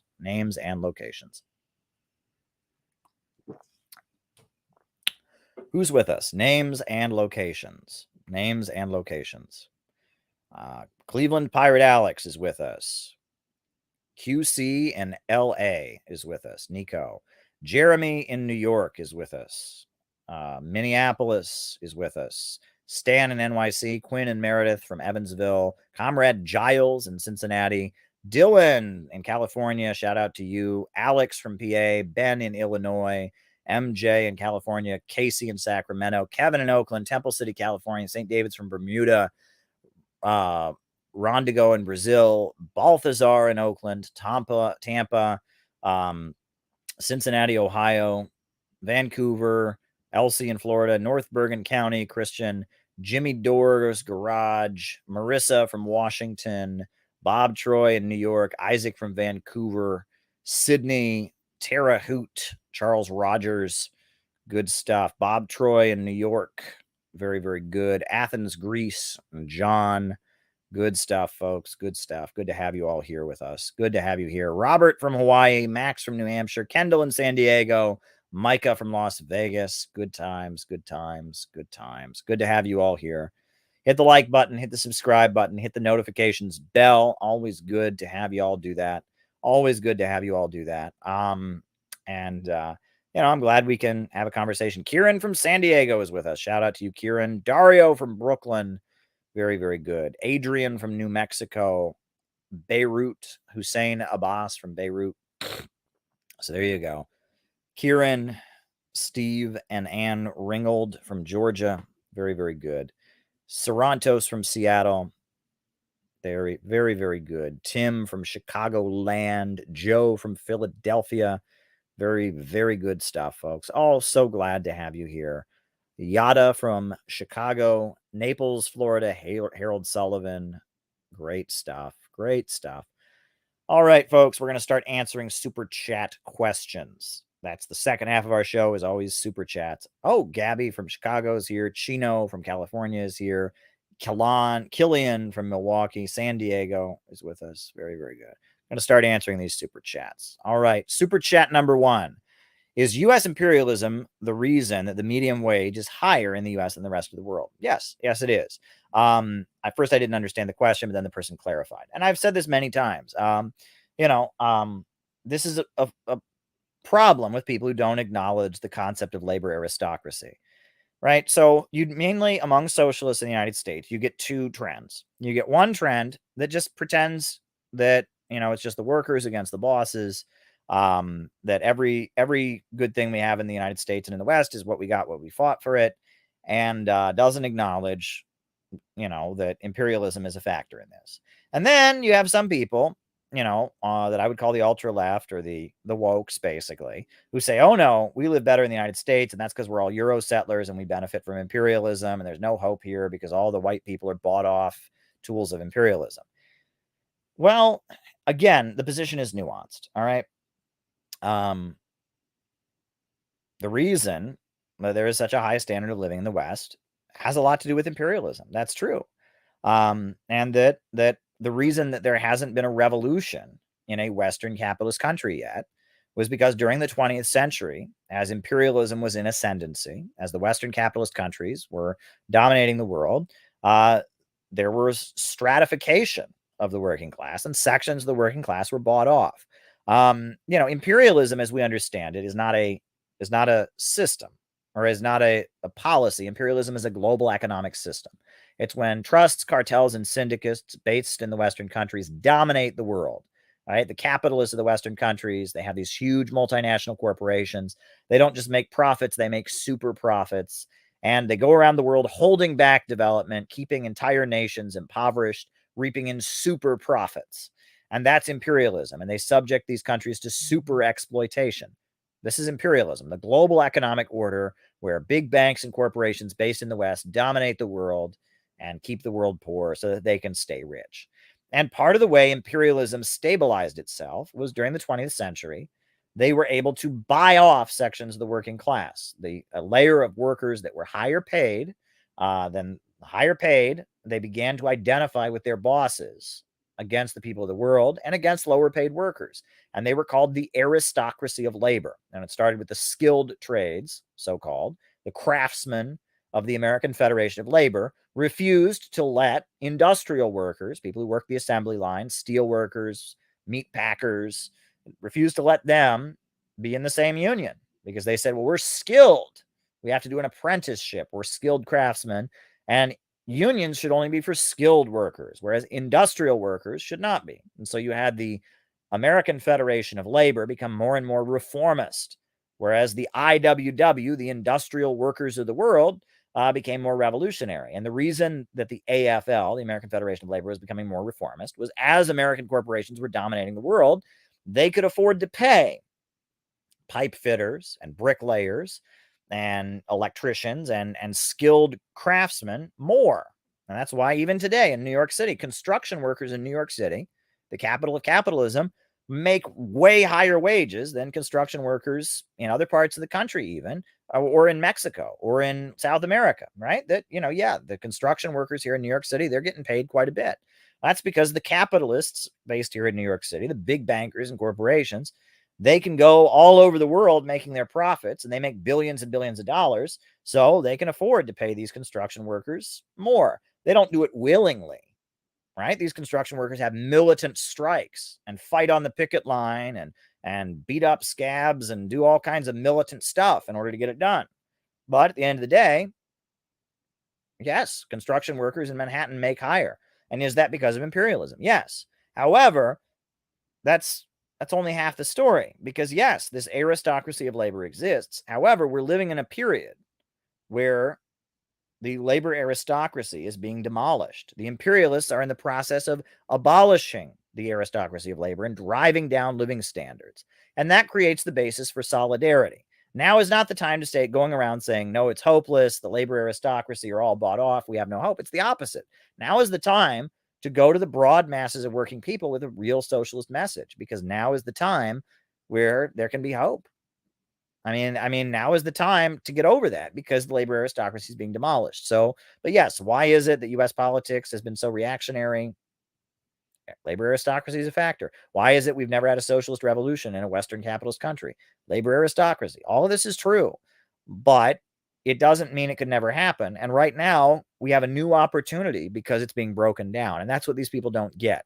That's what these people don't get. We're CIA operatives in Chechnya. When? I mean, I'm sure at some point in human history, some CIA operative has been to Chechnya at some point. All right, next question. All right, Paul Cockshott. Paul Cockshott is a Marxist thinker. I have his book, The New Socialism. He comes out of the Maoist, hardline anti-revisionist tradition. He's into having computers plan out economies. He's examined the Marxist concept of the labor certificate, or what is it, the labor coupon, or whatever that is discussed in Socialism and the State and Revolution by Lenin. I'm familiar somewhat with his work. It's a little bit of a different approach than mine, but yeah, I mean, he's a decent guy. All right, tailism. What is it, and what is sectarianism? I hear these words thrown around a lot, right? I mean, one of these jokers was saying that by not opposing, by supporting Russia, I'm not engaging in revolutionary defeatism. I said, no, revolutionary defeatism means that you always oppose the capitalists of your own country. If you are living in an imperialist country, you always welcome the defeat of your imperialists. So me supporting Russia has nothing to do with revolutionary defeatism, right? Revolutionary defeatism is when means that as a revolutionary worker in your homeland, you welcome the defeat. If you're a British worker, you welcome the defeat of British imperialism at the hands of the Irish people, right? If you're a German worker and Germany is colonizing, a country in Africa, you welcome the defeat of Germany at the hands of the worker of the Africans, right? So, I mean, I hear people use these phrases. They don't know what they mean. So, tailism. In Lenin's book, What is to be Done, he talks about tailism, which is that, when the masses are already in motion, people run behind them, applauding them and agreeing with them. And that the role of a revolutionary party is the opposite. They don't run behind the masses. If something happens and they just run behind it, supporting it, they're not leading. They're not challenging capitalist power. I mean, a great example of tailism is this Roe versus Wade thing, right? I mean, this is the big thing. Elizabeth Warren's on there protesting. The Democrats are all on there protesting. So right now, you go, all right, we got to drop everything and be pro-choice right now. That's tailism. You're just tailing after what's already there. You're not setting the agenda, right? That's what tailism is. It's when you're not setting the agenda. You're just kind of following behind what's already trending, right? And Lenin called it bowing to spontaneity. That's the phrase he used, bowing to spontaneity. There's a spontaneous uprising, and so you run to it and join it, right? You're not leading the workers. You're not teaching the workers anything. You're not putting anything new into the discourse. You're not challenging the power structure. It's just when there's a ripple, when there's an uprising, when there's something broadly, you run after it. And it's a way to guarantee that the socialist movement will not have any power. It's a way because, I mean, look, if you're really pro-choice right now, right, just imagine that all you care about is being pro-choice. Are you going to join a socialist group or the Democrats?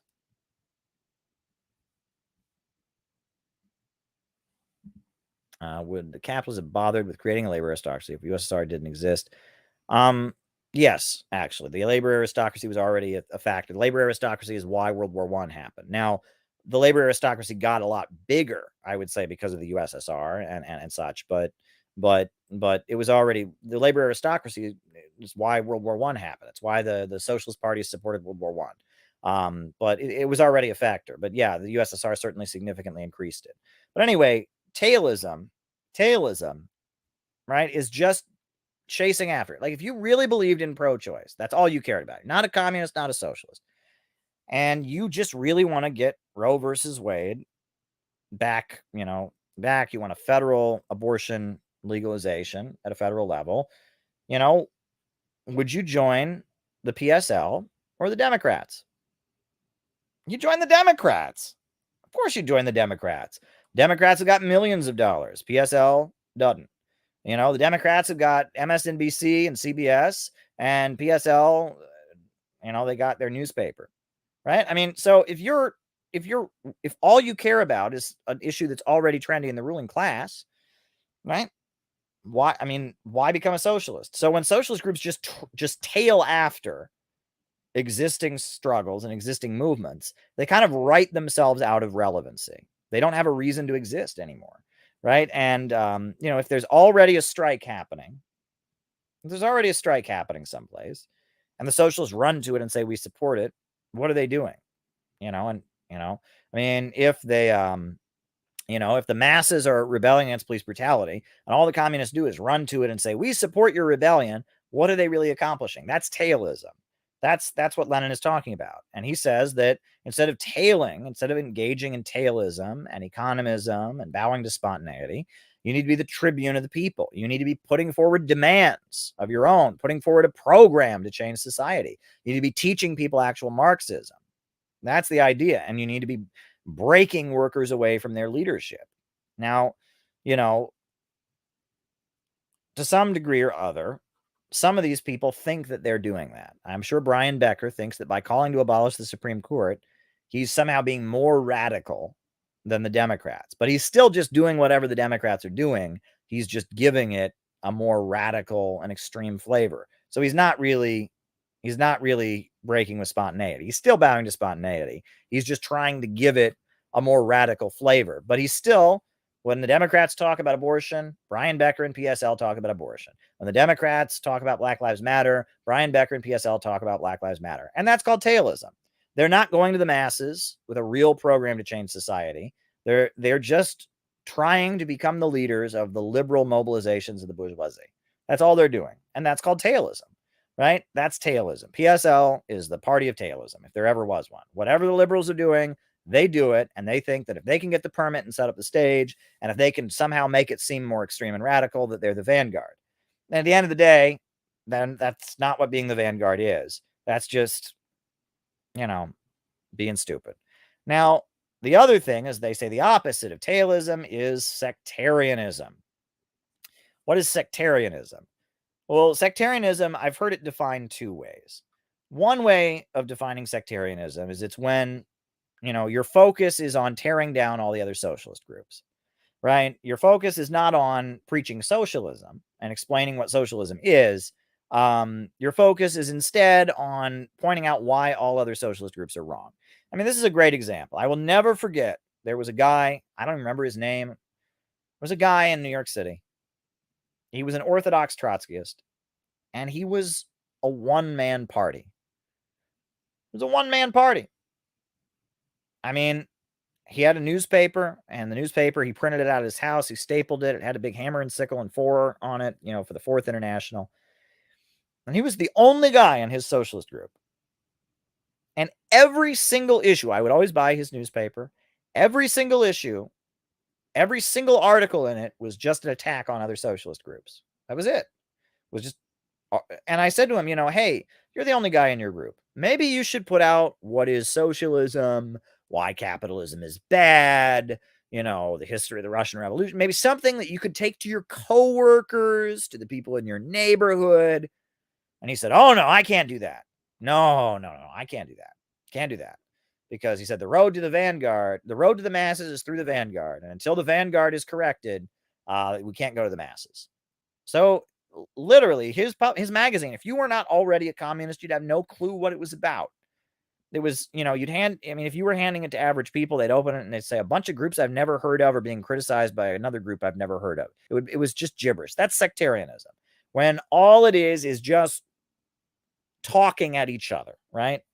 And that's a danger, right? You don't want to fall into that. And we do that a little bit on these lives. Our lives could be a little bit like that. People like drama, unfortunately. We need to have a lot more videos that are just what is socialism, what is capitalism. And I try to do that as much as I can, right? You never want to get into the inside baseball. Camel Spider Attack said it best. Inside baseball. That's one form of sectarianism. Another form of sectarianism is when you're building your group, your communist group, and your idea is you don't really care if your communist group grows or expands. You're just committed to your group having a really, really pure line. When your group, the term sectarian, it comes from sect, like religious sect, right? The idea is your group doesn't really aspire to actually lead millions of workers to revolution. Your group just kind of exists to have really, really esoteric, specific, complicated beliefs. A lot of that on the left. A lot of that. That's why I reject. That's why I'm very critical of the genealogy. How every socialist group has to have, a family tree that's so long to prove that if Marx were alive, he'd be in their group, right? And every group has to have a specific line. If you disagree with me about Hungary in 1956, you're welcome to join the Center for Political Innovation. We're not a party. We're not a Marxist-Leninist party. We don't expect you to agree with us on everything. You know what I mean? There's people in the Center for Political Innovation who like Trotsky. I don't like Trotsky, and a lot of our publications are very critical of Trotsky. But someone came along and they're like, you know what? I like Trotsky. You're allowed to be in the group, right? And that sectarianism is when you're more focused on having a hyper pure line for your little group than you are about actually building a mass movement. That's sectarianism. So so on the one hand, you have tailism, which is just kind of chasing after whatever's happening. And then on the other hand, you have sectarianism, which is, I don't really care if we ever grow. I don't really care. I just want to build my little Simon Pure, absolutely correct little cult, right? And both of those are incorrect approaches. The approach, Mao Zedong, I always quote Mao, his great essay, Report on an Investigation to the Peasant Uprisings in Hunan. He says, when the masses are in motion, you have three choices: to trail behind them, gesticulating and criticizing, to stand in their way, or to march at their head and lead them. And every Chinese is free to choose, but they must choose quickly. That's the point. The masses of people, when they're in motion, when they're at odds with the system, when they're rebelling, you can tail behind them. You can stand in their way and oppose them, or you can maneuver, you can figure out how you can march at their head and lead them. And that's what we should be doing, right? And the Communist Manifesto, Karl Marx, I've quoted it many times. He says, communists support everywhere, every rebellion against the existing order of things, but in all of them, they bring forth the property question. That's the point. That everywhere people are in motion, communists go to them, but in all of them, they bring forth the property question. That's the point. Wherever people are at odds with the system, wherever people are angry, we bring forth the property question, right? And we should find a way that these people that are very angry about Roe v. Wade being overturned, we should find a way to go to them and bring forward the property question. And these workers that are very opposed to abortion, we should find a way to go to them and bring forth the property question. And these workers that are mad about mandates, we should find a way to go to them and bring forth the property question. Workers that are mad about, police state repression and police brutality, we should find a way to go to them and bring forth the property question. What is your view of the invasion of Grenada in 1983 and Maurice Bishop? I answered that a couple nights ago, but I will answer that again. 1983, Maurice Bishop. So there you go. All righty. All right. CPUSA factionalism. It's funny. I just gave the whole thing against sectarianism, and now we're going to get into some real big inside baseball. CPUSA factionalism from 1989 to today. Well, around the time of the fall of the Soviet Union. So my understanding is that at the time of the fall of the Soviet Union, the whole world was looking at the Soviet Union and going, something's wrong. Gorbachev was the leader of the Soviet Union, and he was saying that he really, really liked Margaret Thatcher, and he really, really liked Ronald Reagan. And that, the USSR was going to basically become a social democracy. He was rejecting Marxism in favor of what he called universal human values. And a lot of people were saying there's something wrong with Gorbachev. And Gus Hall was saying, no, everything's fine. He said, I don't understand these dollar stores they've got over there. And that meant, that wasn't like, Dollar General. That was like stores where you used U.S. currency. And in the USSR, they started having stores where you could, use U.S. dollars. He said, I don't understand these dollar stores they've got, but everything's fine. Gus Hall just kept repeating that everything was fine in the Soviet Union. And a lot of people in the party were saying, I think something's wrong. And the global communist movement was saying that something's wrong. Harpal Brar was saying something was wrong. Sam Marcy was saying something was wrong. Communists all over the world were saying something's wrong. Gus Hall was in denial. No, nothing's wrong. Well, then you had the coup attempt, right, where Gorbachev was arrested. And at that moment, Gus Hall kindly came out and said, yeah, Gorbachev is bad. He's trying to move against socialism. And he supported the coup against Gorbachev. And when he did that, a whole lot of people in CPUSA immediately quit. And then my understanding is, they had the World Festival of Youth and Students was held in Pyongyang in North Korea. And a lot of the younger members of the Young Communist League, the YCL, they went to North Korea for that gathering. And there was a lot of discussion on that trip about what was going wrong. And there was a lot of people on that trip who were taking more of a Gorbachevist line. And so the CPUSA expelled every single young communist who went to the World Festival of Youth and Students because they claimed that they were engaging in factionalism because they'd had discussions about this. And so they expelled all the young people that were on that trip to Pyongyang. And then ultimately, I believe after the fall of the Soviet Union in like 1993, they had a big convention in Cleveland, Ohio at the Crowne Plaza Hotel. And at that convention, Angela Davis and a bunch of people, Leslie Kagan and others, they walked out at the convention and a huge amount of the party quit. And Gus Hall and his inner circle stayed with the party, and they lost about half the party then. But the people who stayed in the Communist Party USA, they were Gus Hall's most loyal inner circle. People like Rick Nagin in Cleveland, people like Judith LeBlanc, who was a Native American activist who was very close to them. And there was this circle of people, there was this circle of people that really loved Gus Hall and trusted him. And that not everyone who left. So the people who left, Angela Davis was probably the biggest name, but a lot of the people who left, Harry Targ, some others, a lot of the people who left, not all of them were leaving necessarily to support Gorbachev. Some of them were leaving to support Gorbachev and social democracy, but some of them were leaving because they felt like there wasn't enough discussion in the Communist Party USA. They felt like Gus Hall had not been real with them. And there was a promise that this new body that they formed called Committees of Correspondence for Democracy and Socialism, that the Committees of Correspondence would have more open discussion about the problems in the socialist movement. So there were some people, a lot of the African-American members of the CPUSA quit because they felt like, Gus Hall had not had discussion. They were real admirers of Angela Davis. So they walked away, and then they formed the Committees of Correspondence for Democracy and Socialism. And you can actually watch the founding meeting of the Committees of Correspondence for Democracy and Socialism on C-SPAN if you want. You can go watch it.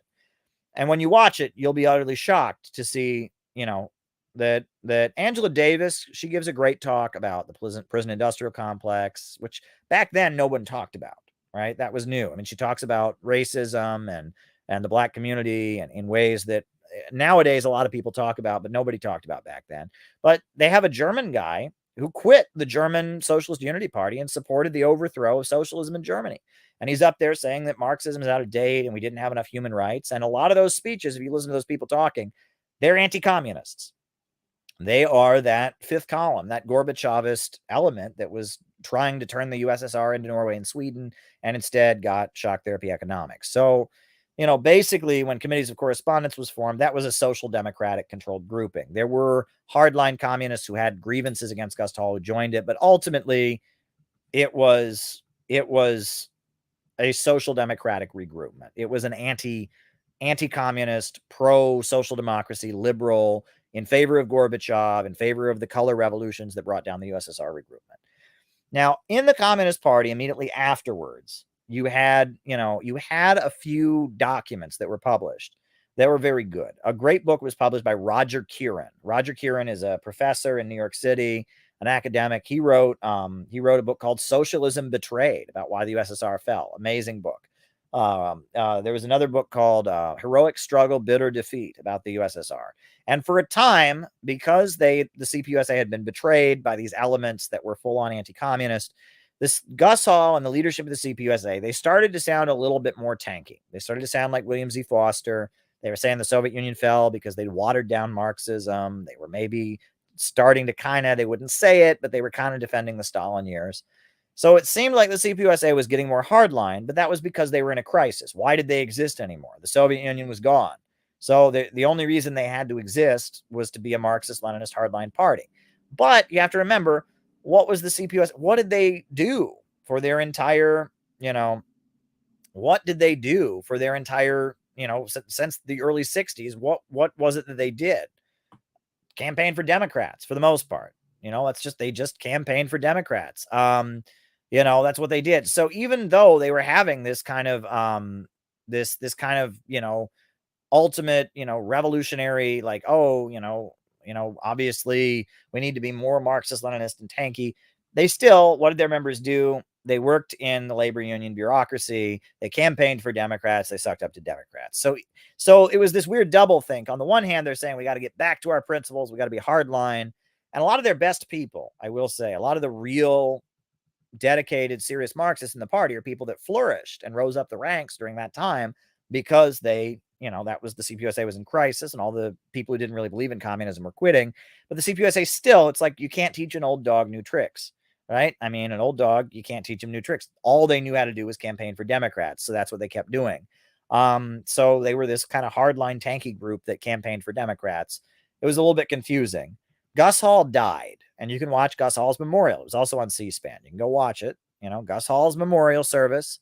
Gus Hall died shortly after the 2000 election. He died, and Sam Webb took over the leadership of the Communist Party. And Sam Webb then allowed anyone who resigned during the 1993 debacle, he let them back into the party. There was just a blanket amnesty. So a lot of these people who quit the Communist Party were allowed back in. Not all of them joined. Right? Angela Davis did not rejoin. A lot of them did not rejoin, but some of them did. Some of them did. And I mean, that's the Communist Party. Now, Sam Webb, who was their leader for a long time, just an awful speaker, a decent writer. He basically, he was rejecting class struggle. He was rejecting, he was really watering down what they were all about.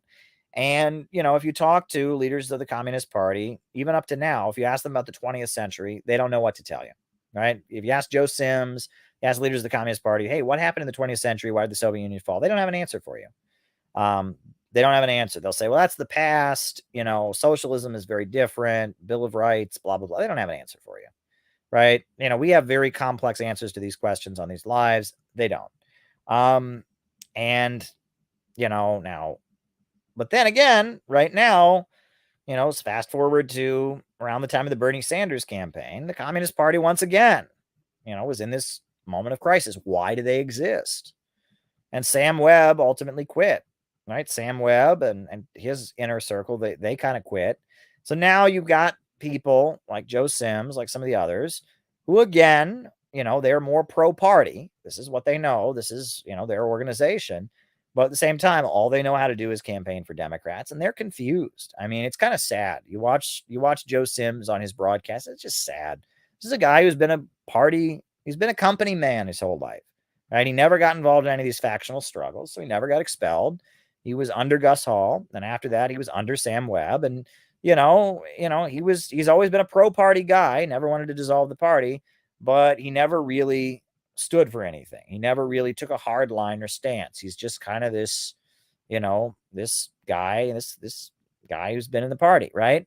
You do have some people that are a little bit more serious. Jarvis Tyner, that guy is a real Marxist-Leninist. You talk to him, he's in a party that's pretty reformist and but that guy's a real communist, right? I mean, he probably doesn't agree with a lot of what I say, and that's okay. But Jarvis Tyner, he's a genuine communist. He knows the ideology and he believes in it. But I mean, at this point, the Communist Party, they are in this crisis because why do they exist? Why do they exist? They don't know why they exist, right? I mean, if you really want to believe what they believe, Bill of Rights, socialism, Stalin was an evil dictator, go join the DSA. So they have this weird moment where they have the heritage of being a Marxist-Leninist party, but at the same time, they're in this weird moment where it's like, oh, that's all in the past. Socialism for the 20th century, vote for the Democrats. And then there is a faction of people in the Communist Party, even now, who are insane, who are wokes. And I don't know why they're there. And people want to get all conspiratorial. That's not important for the purpose of these broadcasts. There's a group of people that are there that are like camp counselors, right? I mean, I joke that it's like, okay, so you got the old folks, Joe Sims and some of the others that are old, and all they know how to do is campaign for Democrats, and they ain't too sharp. They ain't the sharpest tools in the shed. And they're there, and you watch their lives, and you watch their broadcasts. It's so sad. I think 23 people were watching them on May Day, and they don't know what's going on, right? And they're old, and I mean, I've heard stories. One of them doesn't even know what RussiaGate is, and they have no idea what's going on. And then you have a bunch of 20-year-olds who join them thinking that they're a real communist party, and then you have there's 3 or 4 people that are like in their 30s and maybe 40s that work for the Communist Party, that are getting paid. And those people, their job, they've been like hired to manage the 20-year-olds who are joining the Communist Party. And those people, that's where you find some interesting stuff going on. They're the ones that are obsessed with the Red-Brown Alliance. They hate Jimmy Dore. Jimmy Dore's a racist because he criticized AOC, and Max Blumenthal's an anti-Semite. He's a Nazi, and they're the ones that are obsessed with me. I don't think Joe Sims really gives a flying fuck about me. I don't care about him. I'm not trying to bother his party. Whatever. I don't really care, right? And a lot of these 20-year-olds that are in the CPUS, they like me, or they don't care, or they're indifferent. But it's this layer of people that are really, I mean, at the end of the day, who knows, right? I mean, they could be feds. That's possible. I know that's what Haas says on all of his streams. I mean, he really, I mean, you can say that and it might be true, but it doesn't really help, right? And then you snitch jacketed it, and then they can go, oh, you snitched. It doesn't help, right? We don't know that they're feds. They may not be. They're sketch, but they're, but at the end of the day, I mean, these are people that, they ain't too sharp ideologically either. They're a little more tuned in than Joe Sims is. But they're threatened because, at the end of the day, CPI is what they're supposed to be. And they know that. Most 20-year-olds who join the Communist Party are looking for CPI, and instead they join the Communist Party. We're what the Communist Party should be, right? And I've said that over and over again, right? We're what the Communist Party should be, and they know that. And they're scared. They see us as competitors. And they also know that we're way better speakers. We're way better writers than they are. We believe in this stuff, and we take it more seriously. And so, these 20-year-olds are obsessed with us, and they're also tied in with the Democratic Party. And they also have this red-brown, oh my God, everyone on the left who's critical of the Democrats is secretly working for Trump, and Russia is evil and Nazi. And they're it's those camp counselors are the ones that have it in for us. And I think part of it is that they're chronically online. That's a big part of it. I think part of it is that they're also, they are incompetent. They are bad at their jobs, right? And honestly, a lot of them are wreckers. And one thing I do not understand is that, some of these people, they used to be in the ISO, some of these people used to be in workers' worlds. And it's like, for them, it's like, they go from group to group to group. They want to be leaders of a group, right? It's part of their ego. They want to be leaders of a group. I don't want to be a leader of a group, right? I mean, I'm doing these live streams, right? I'm got CPI. I mean, I'm not trying to take over any group or trying to be a leader of a group. I don't care. The reason these people are so obsessed with the idea that I want to take over for them is they are obsessed, right? It's a projection. They are totally obsessed with, I am going to be the leader of the group. Well, I mean, I don't care. You know what I mean? I'm the leader of CPI because I started CPI, and CPI is an educational think tank, and it's not a party. But these people, they sit around, oh my God, I want to be the leader. How can I be the leader? How can I maneuver behind the scenes and be the leader? And how can I start fights inside of a group and be the leader? And they're obsessed with that. And so they think that I'm like them, and I'm playing a chess game. I'm playing like 3D chess and trying to maneuver. And I'm not. I really don't care. I really don't care about what goes on in the Communist Party. The Communist Party is a dead end as far as I'm concerned. It's really a dead end. My whole life, and I guess I'll just end this part about CPUSA factional politics. My whole life, and I've been politically active I've been reading about communist groups and stuff since I was 15. I've been active since I was 18, and I'm 34 years old. I've always been hearing that the Communist Party sucks, which it does. I've always been hearing that the Communist Party is just about to get better. Oh, they're about to get better. They're about to get better. No, they're not. No, they're not. No, they're not about to get better. Communist Party is not about to get better, and no one's going to be able to infiltrate the Communist Party and make it better. And I always hear, oh, the young people, the YCL, they joined. They're real revolutionaries. Yeah, that's true. And they're going to get kicked out. The YCL closes down every 3 or 4 years. The young people join it, and they believe in the party more than the older folks do. And then they all get expelled, and then there is no YCL. And then about 2 years later, the YCL starts up again. The Young Communist League starts up again. Communist Party is a dead end, right? And so Haas can do his thing, but I'm telling you, based on my experience, having known these people, having talked to people, Dead end. It's always, the Communist Party always sucks, and it's always about to get better. And neither of those things, I mean, it always sucks. That's true. And it's never going to get better. And that we need to focus on doing other shit, on actually doing what needs to be done. We can't wait. If you're on the highway, you're driving down the highway and someone's in front of you. Do you just, and you want to speed on ahead of them? Do you just, honk your horn and yell at them? No, you pull around and you go ahead of them. Out of the movement to the masses. The Center for Political Innovation, that's what we're doing. CPIUSA.org. We're not waiting for the Communist Party to get better. We're not playing 3D chess to try and take over the Communist Party. We just had a great conference in Austin. When's the last time the Communist Party had a conference? Look at the last Communist Party convention, and you'll hear a lot of speeches about defeating the ultra-right. A bunch of people get up there. I am reading from a statement. We must defeat the ultra-right. Look at our conference. Music, dynamic speeches, flags. It was everything that a Communist Party convention should be. That's what we did. We did it. We didn't wait for the CPUSA to have a convention and try to play 3D chess so that we could be in on it. We just did it. We had what a Communist Party convention should be like in Austin. And as soon as the resources get together, we're going to do it in Chicago. And, in June 22nd through 26th, we're going to have what a Communist Party USA training school should be like. We're going to do that. We're going to do that of our own. And you can be involved in it. We're not waiting for the Communist Party to get better. We're not trying to play 3D chess. Out of the movement to the masses. I am done trying to maneuver around these people. And that's what you should be doing too. And I have come to this conclusion after years and years and years of experience. Okay. I was in the Workers' World Party for 8 years. I was around a Maoist group before that. And I know so many people in so many different groups. And I'm just telling you, this is the only approach that's going to work. This is the only approach, right? Is we just got to do it.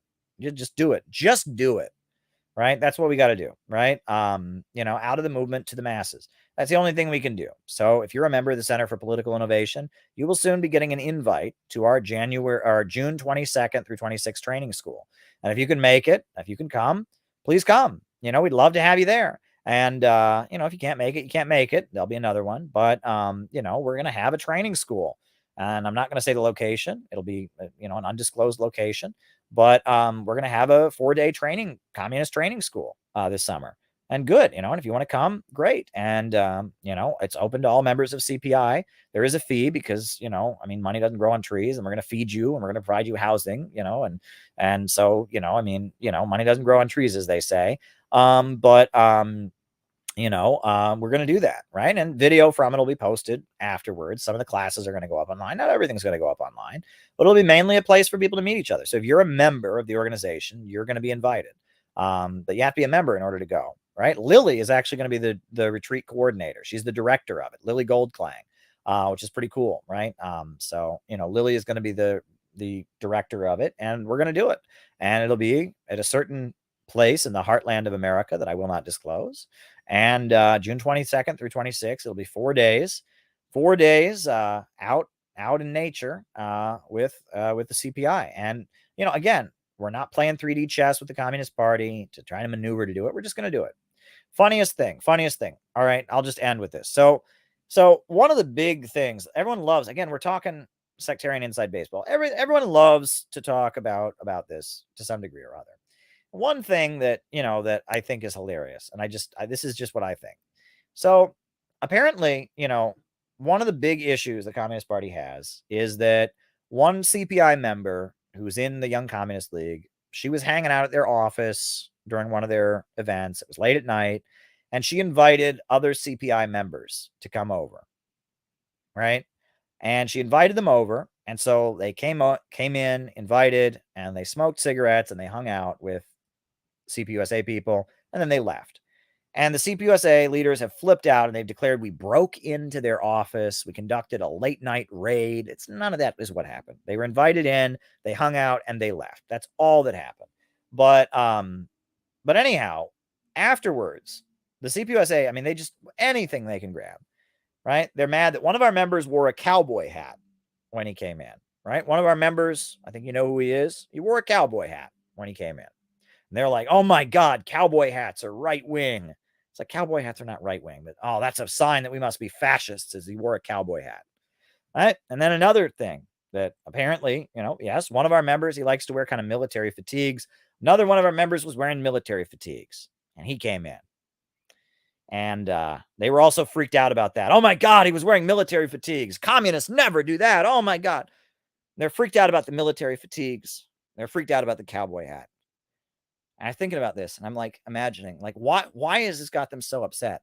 And I think I know why they're so upset. I think that Joe Sims got a phone call, and they said Caleb Maupin, people associated with him, a guy in a cowboy hat, and a guy in military fatigues came by, and he said, "Oh shit! Oh my God!"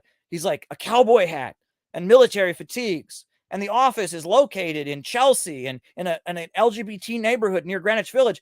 They sent the Village People. They sent the Village People to come over to our office. Oh my God, it was the Village People. They were singing YMCA and In the Navy. Oh my God, he sent the Village People to come over to our office. Oh, 1970s disco came to our office. Caleb sent the Village People. He sent the Village People.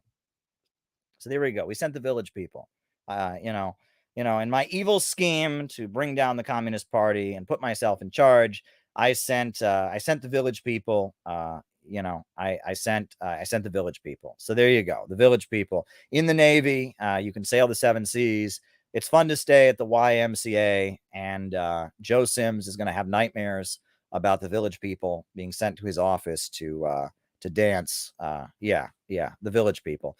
That's my that's the latest episode of CPUSA Sectarian Drama, is that Caleb Maupin sent the Village People to terrorize Joe Sims. All right, next question. Would it be possible to fund a color revolution against the Catholic Church to say that abortion is a sin?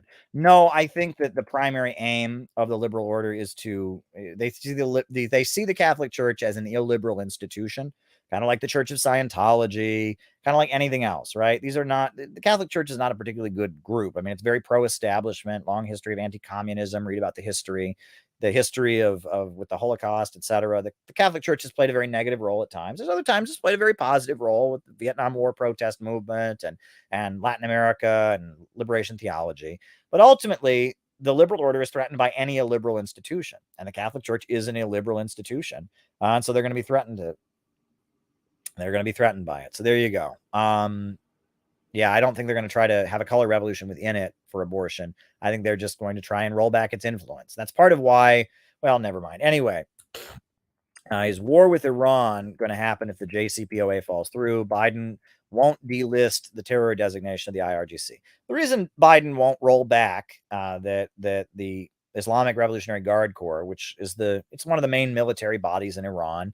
It's also the biggest economic entity in Iran, and it's gotten special sanctions, declared a foreign terrorist organization by the United States. One of the main reasons Biden won't roll that back is it's a bargaining chip, right? It's something that he wants Iran to give him something in exchange for it. And that's the main thing. And the other thing is that Biden, in order to defeat Trump, brought in a lot of people who didn't support the Iran nuclear deal, right? It was the Biden-Obama camp that did the Iran nuclear deal, and it was the Trump camp that's close to Netanyahu. They overturned it, right? So in order to defeat Trump, a lot of people like John Bolton, who were very opposed to the nuclear deal, were bought into Biden's camp. So Biden, a lot of people that came into Biden's camp don't support the Iran nuclear deal. I think that's the issue there. That's the issue. And will they go to war? I don't know if they're going to go to war. I think that Iran is going to get closer to Russia and China, and Iran's economy is going to continue to speed ahead.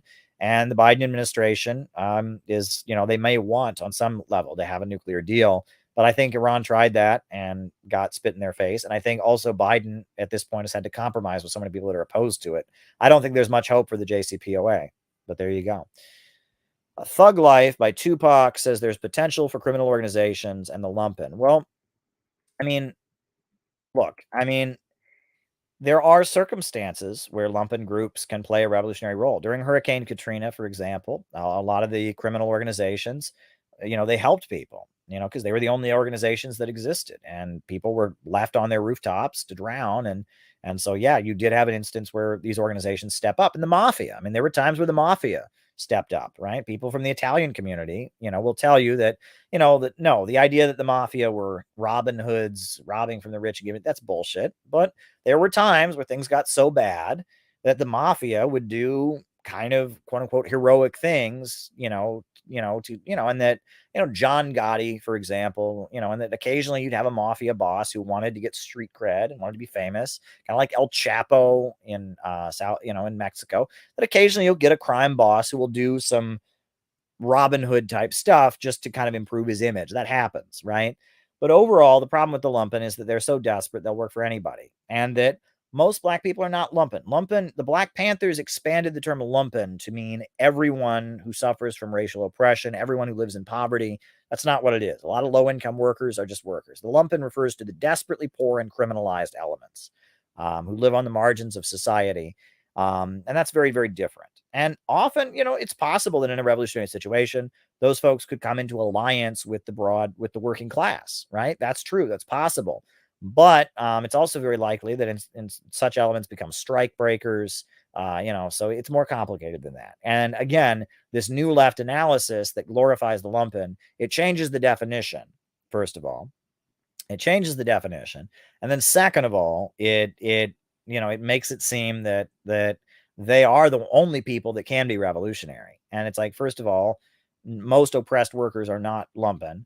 And second of all, the actual lumpen elements are so desperate, poor, and criminal that they're not going to be, they're just trying to survive. They're just trying to survive. And there's an element of like middle class to them. I mean, they are, it is their own little business. It's an illegal business, but it's their own little business. And they are kind of, their wealth comes from mooching off the working class to some degree or other, robbing the working class, exploiting women for prostitution, exploiting drugs. You know what I mean? The lumpen, in a lot of cases, I mean, the source of their wealth is not, they're not being paid wages for work. They are petty bourgeois in a weird way. And that the lumpen, that's one aspect of their existence, is they are kind of petty bourgeois. They are kind of really, really small, desperate businesses. So there you go. John Bellamy Foster on eco-socialism. It's been a long time. I used to have a subscription to Monthly Review. I used to read it regularly. I'm suspicious of eco-socialism. A lot of that stuff is degrowth. A lot of that stuff has degrowth stuff mixed into it.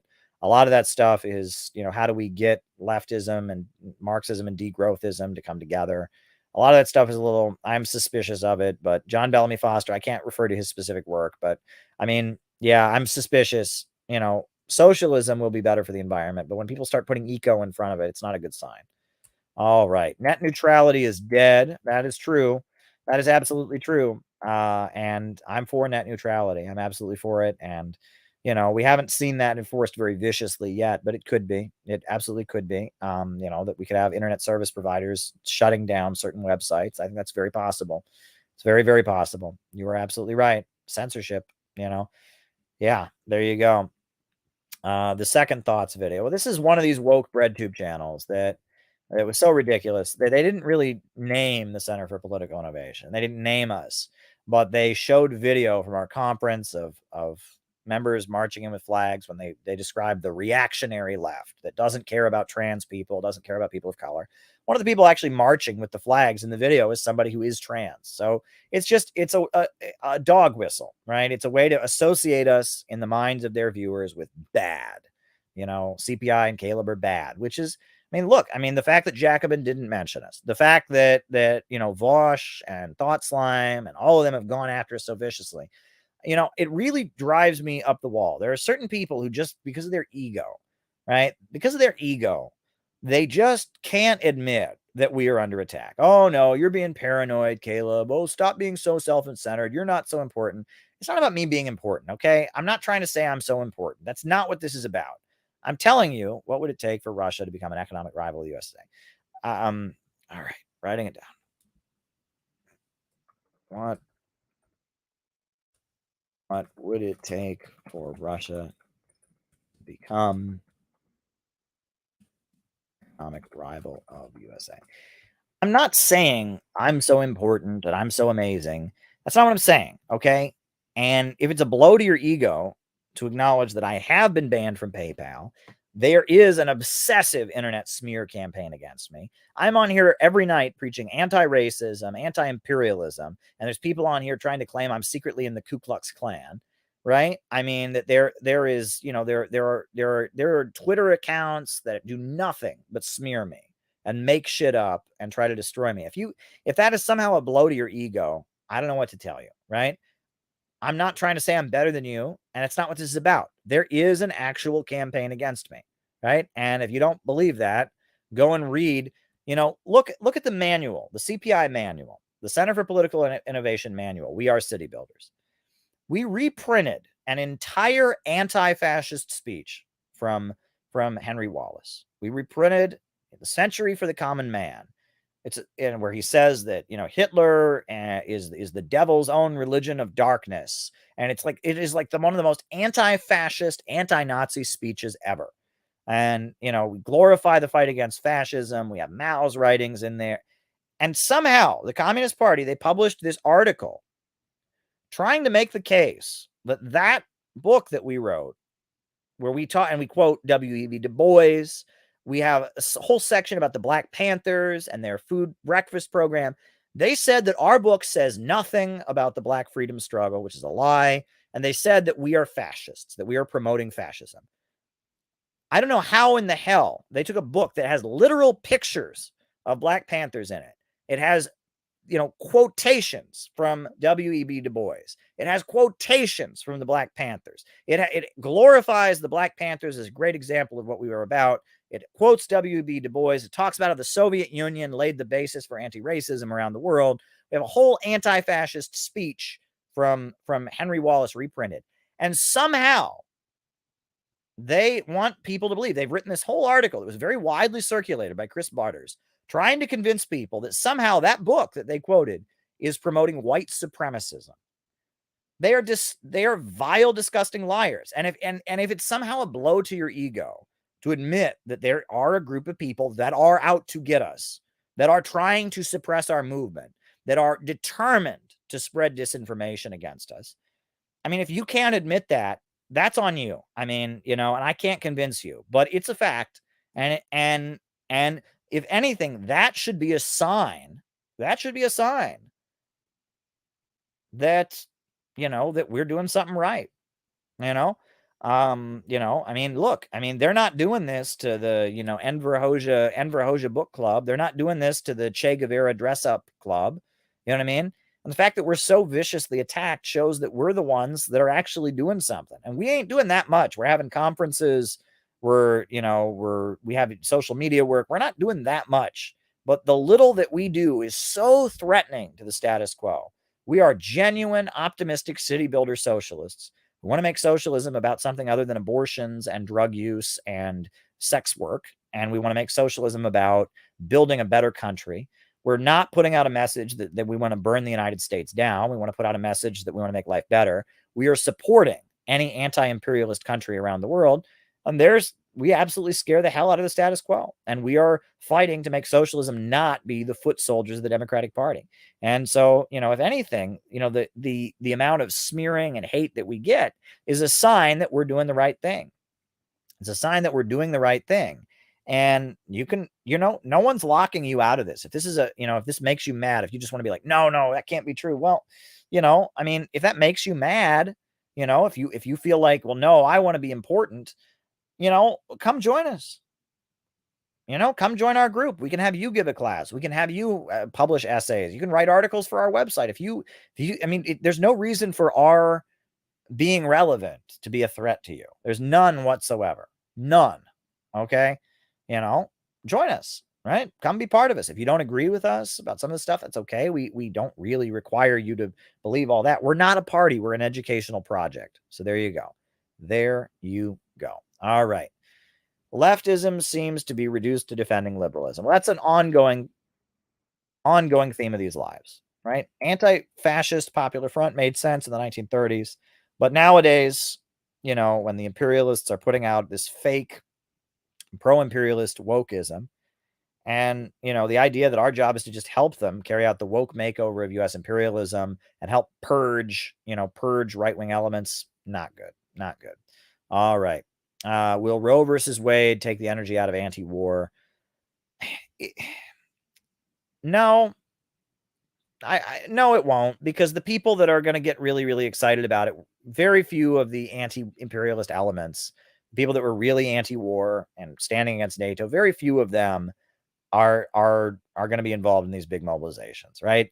The big pro-choice mobilizations are going to be run by the Democrats, and they're going to be run by the woke crowd who hate Russia and are pro-war anyway, right? PSL is going to do their thing, but PSL has kind of dropped the ball with NATO and Russia anyway.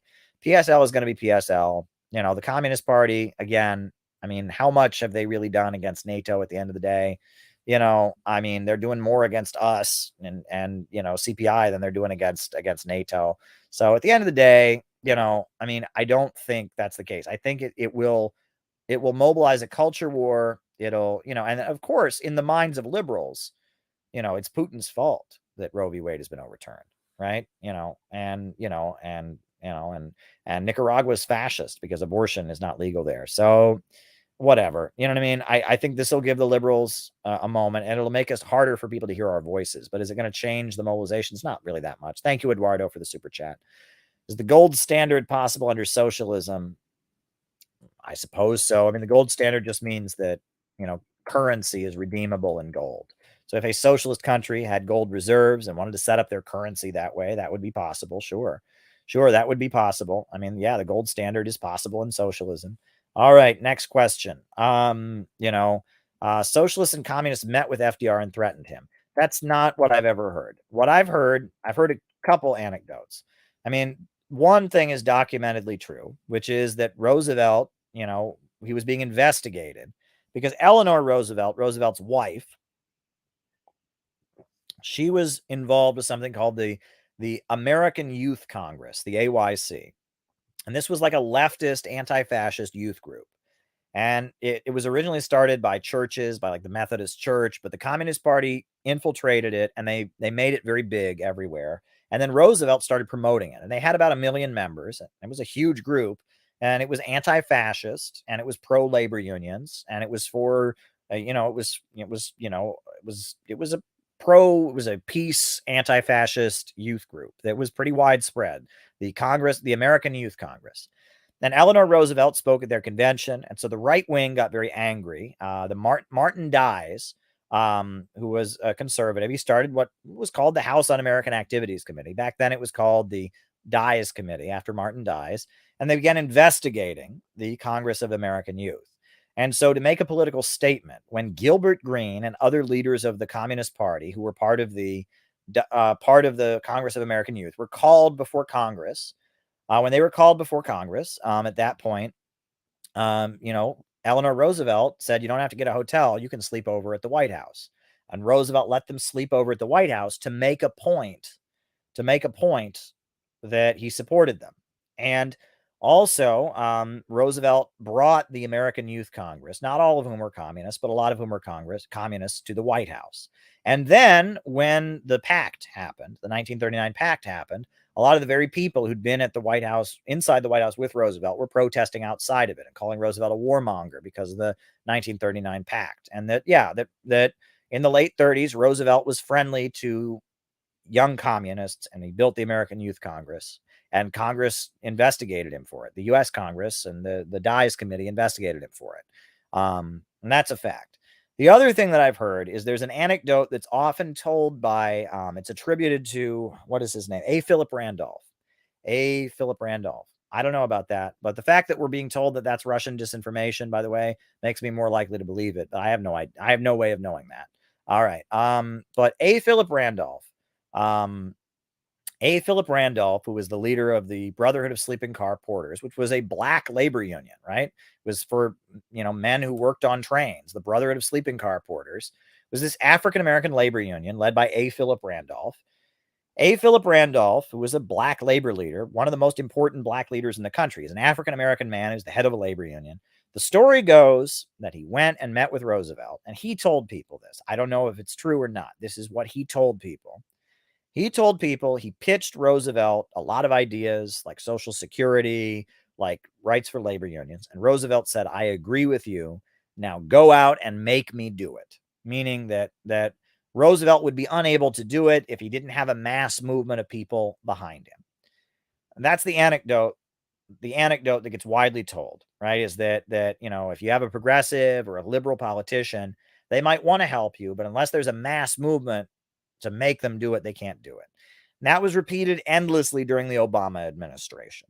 endlessly during the Obama administration. Go out and make him do it. Oh, we got to have Obama's back. We need to give Obama the street heat. That anecdote, okay, on the one hand, it's good because it's calling people to mobilize, but it still holds on to this illusion, especially in our time, that the Democrats are our friends, right? And the main group that made Roosevelt do it, at the end of the day, if you really want to get serious, go out and make me do it. The people who made Roosevelt do it were the fascists. I'm just being real. The people who made Roosevelt pass Social Security, people who made Roosevelt enter a strategic alliance with the Communist Party were the fascists. They were threatening to violently overthrow him. And so Roosevelt had to have a mass movement of people to have his back. That's really who made him do it. The reason that Roosevelt, and this is my frustration with some of these people who are like, Roosevelt saved capitalism. It's like Roosevelt entered a strategic alliance with the Communist Party because he was facing the threat of a fascist coup. And so in order to get people to have his back, in order to get the working class to have his back, he had to throw them a lot of bones. He had to give them something to fight for. He had to show he was on their side. It's more complicated than that. The ruling class are not all on the same team. There are different factions among them. And so it's not that Roosevelt was threatened by the Communist Party. It's that Roosevelt was threatened by fascists. And so he said, okay, I need to have a mass movement to have my back so I don't get overthrown in a fascist coup. So I'm going to call the Communist Party over to the White House and let them sleep over. And I'm going to, talk with A. Philip Randolph, and I'm going to embrace the labor movement, and I'm going to create Social Security so people like me, and they'll have my back in the streets against this fascist coup.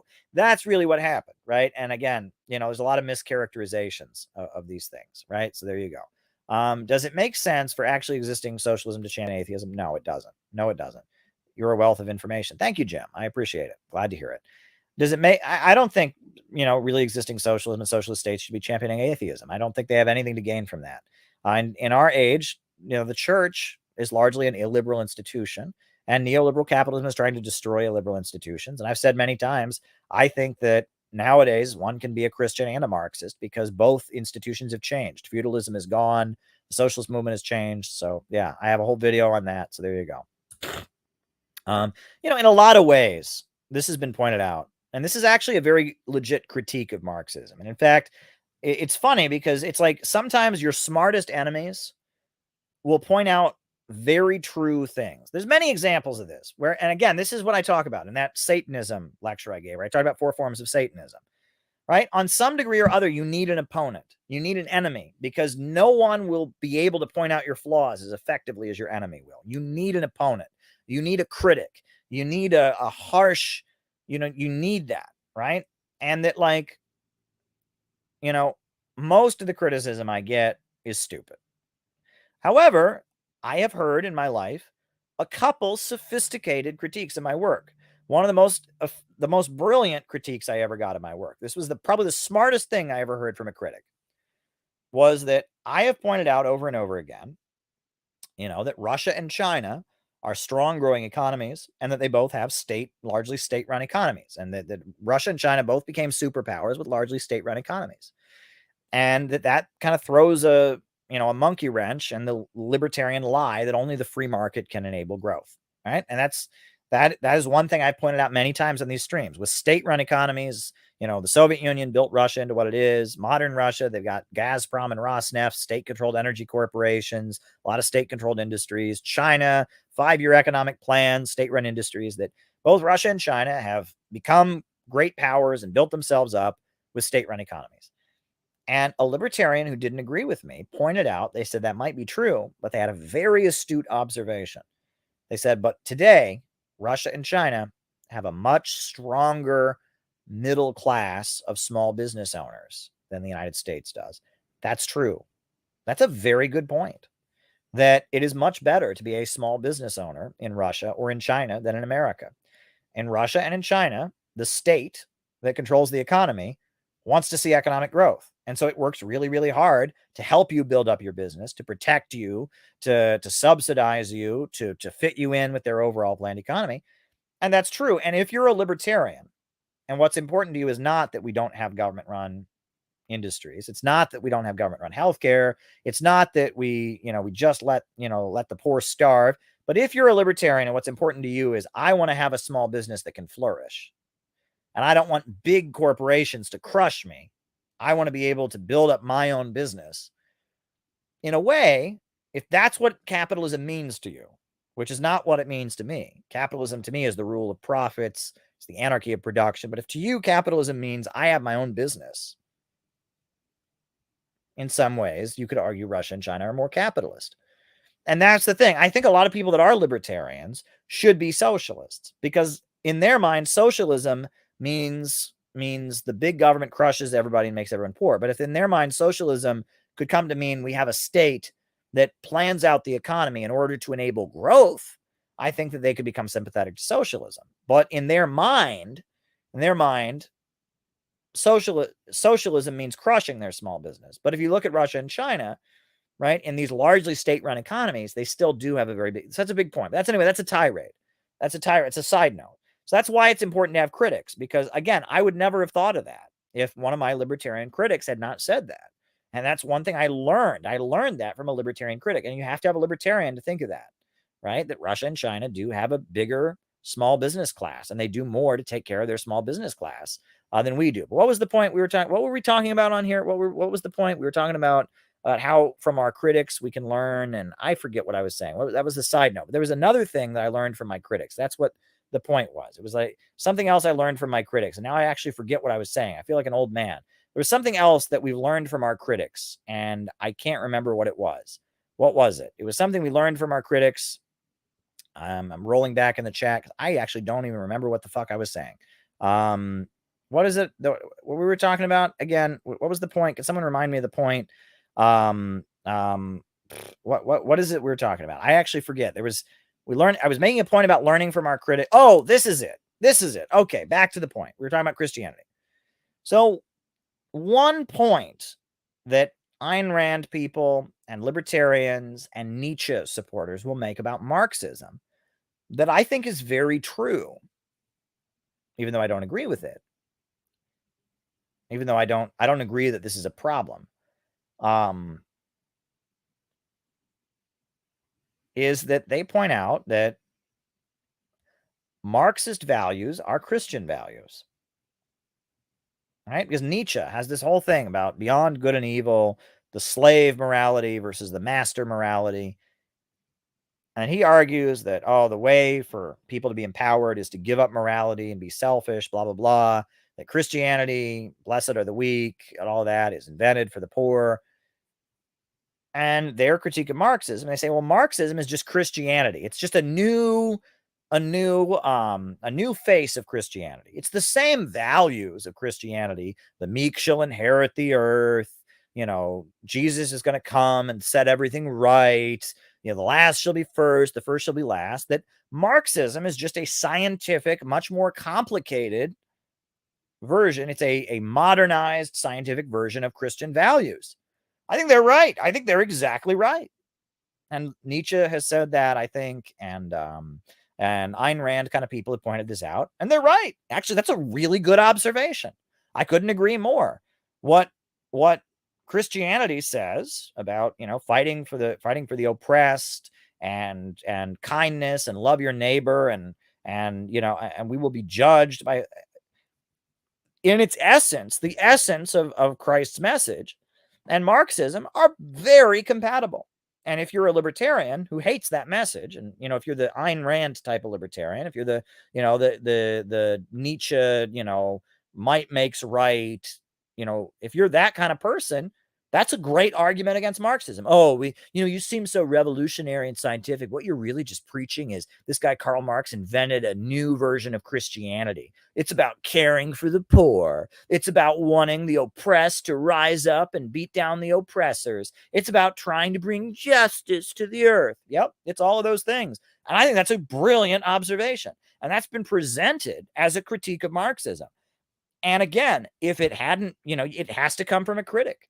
Right? Guilty as charged. I think that's great. I think we should own that. I think we should 100% own that. And that's one thing that Ayn Rand said, as Ayn Rand said it, and Nietzsche said it, that Marx reinvented Christian values for the scientific era. That the values that Marx believed in were Christian values. Love your brother. All right. The last shall be first and the first shall be last. and also, just like Jesus, Marx was building a revolutionary movement, and I will say one thing is that, this is a tirade. So if you're a person who's triggered by religion, cover your ears. Go and read. If you just want to read a revolutionary, go and read Jesus's teachings. You don't have to read the Old Testament. You don't even have to read the New Testament. Get a Bible that just has one of those Bibles that just has the words of Jesus in red, and just read those words. Just read the words attributed to Jesus Christ. You're reading a revolutionary. Think not that I come to bring peace to this earth, because I come not to bring peace, but a sword. For I come to turn a man against his father, and a daughter against her mother, and a mother-in-law against her daughter-in-law. And a man's enemies shall be those of his own household. And he who loves his mother or father more than me is not worthy of me, right? And he who does not pick up his cross is not worthy of me, right? And whoever gains his life in this world shall lose it. And whoever loses his life for my sake shall gain it. And, when the world hates you, fear not, because the world hated me first, right?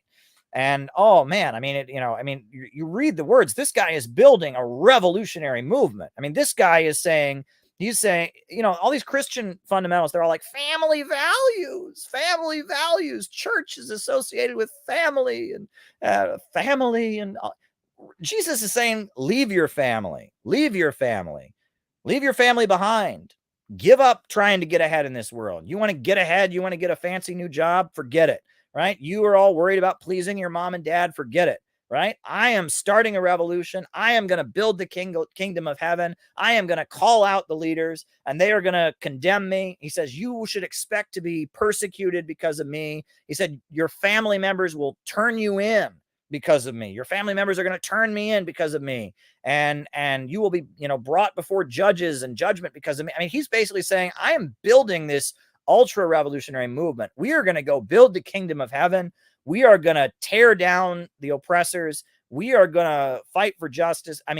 This guy is, it's a really revolutionary message. And he said, forget your family, forget your wealth, forget your aspirations for a good job in this world, forget getting ahead. Whoever gains his life, you gain your life, you'll lose it, right? If you gain your life, if you get ahead in this world, and this world so full of evil, and this world where so many people are oppressed, if you're one of the people that gets ahead, you're going to lose out in the end, because whoever gains their life is going to lose it.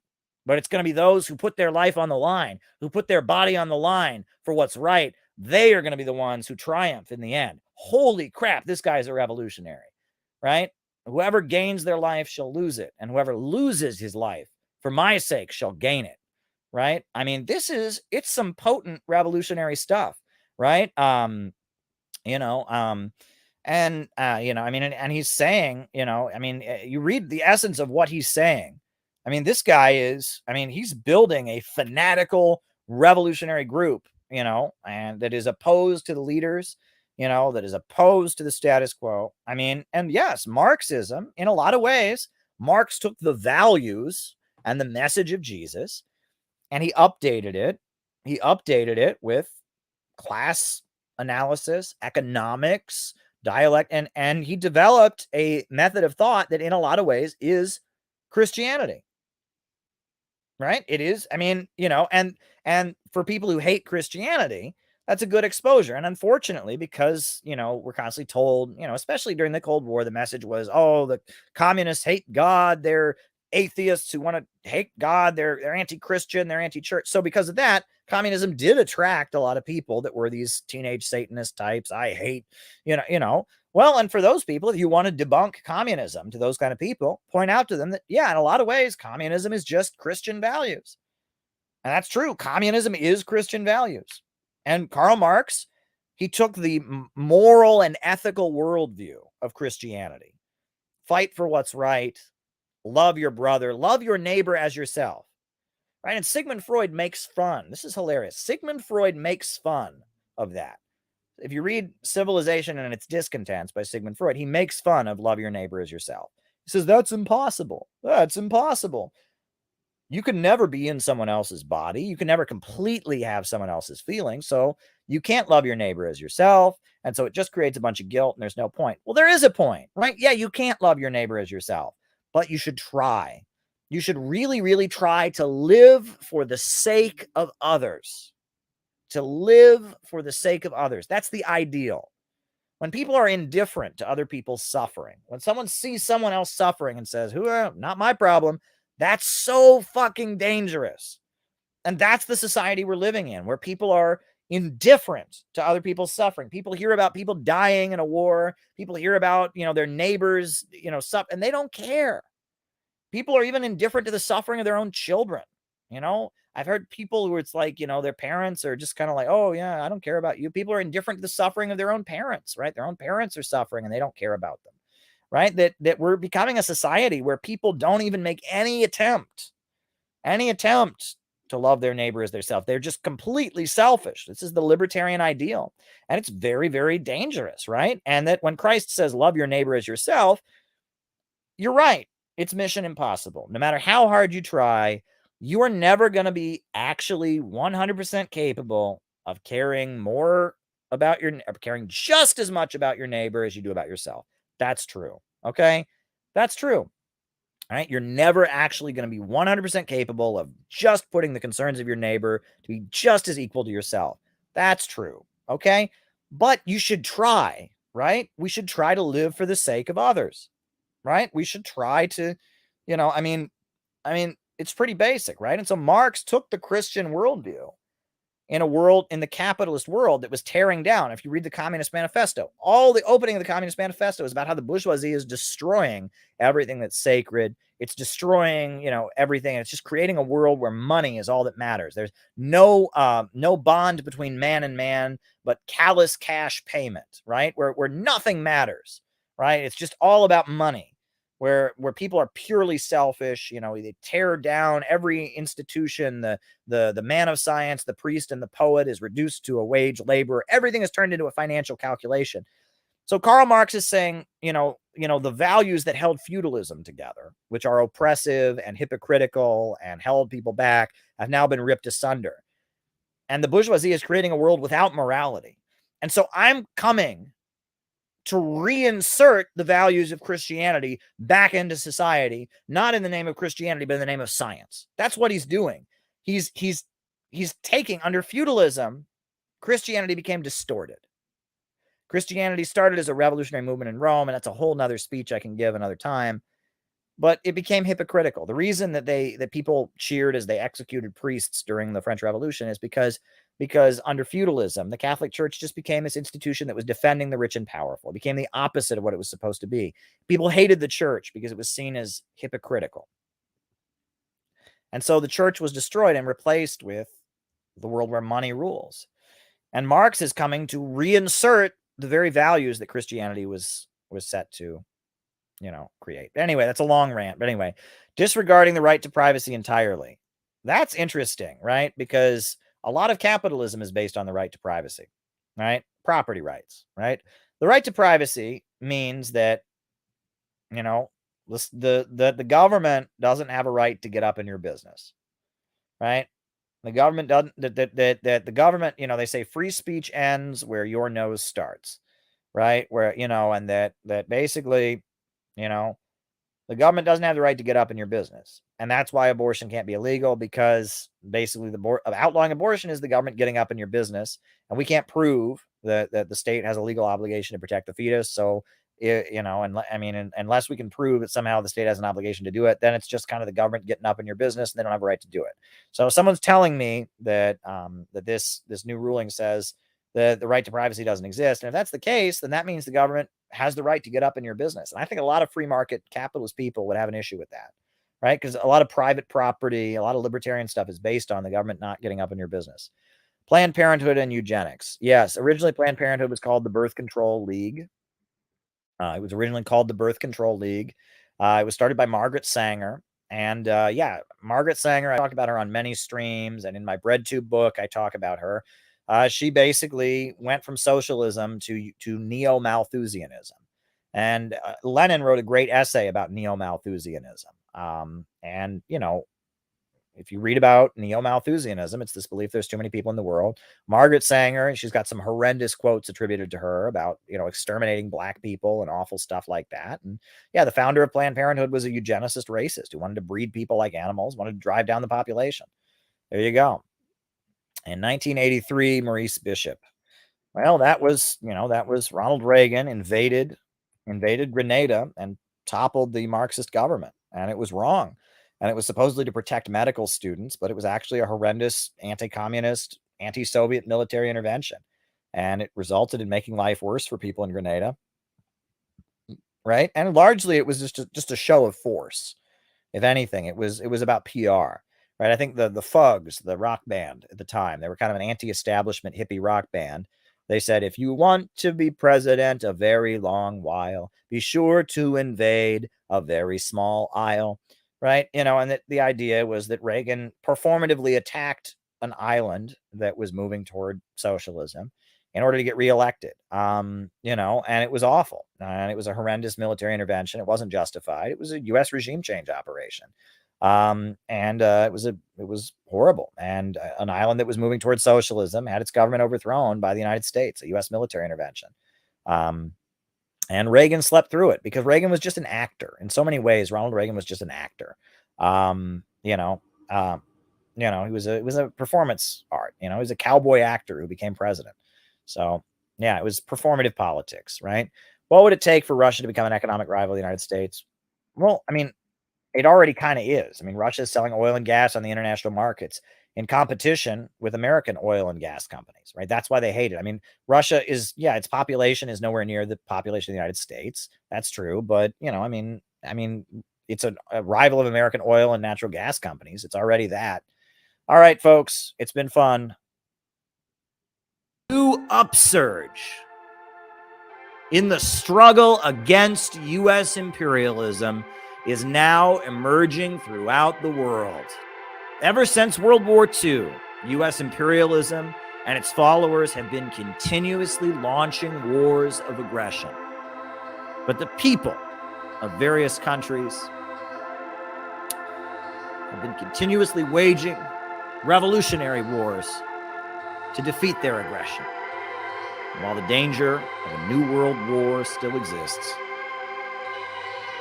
and the people of all countries must get prepared, revolution is the main trend in the world today.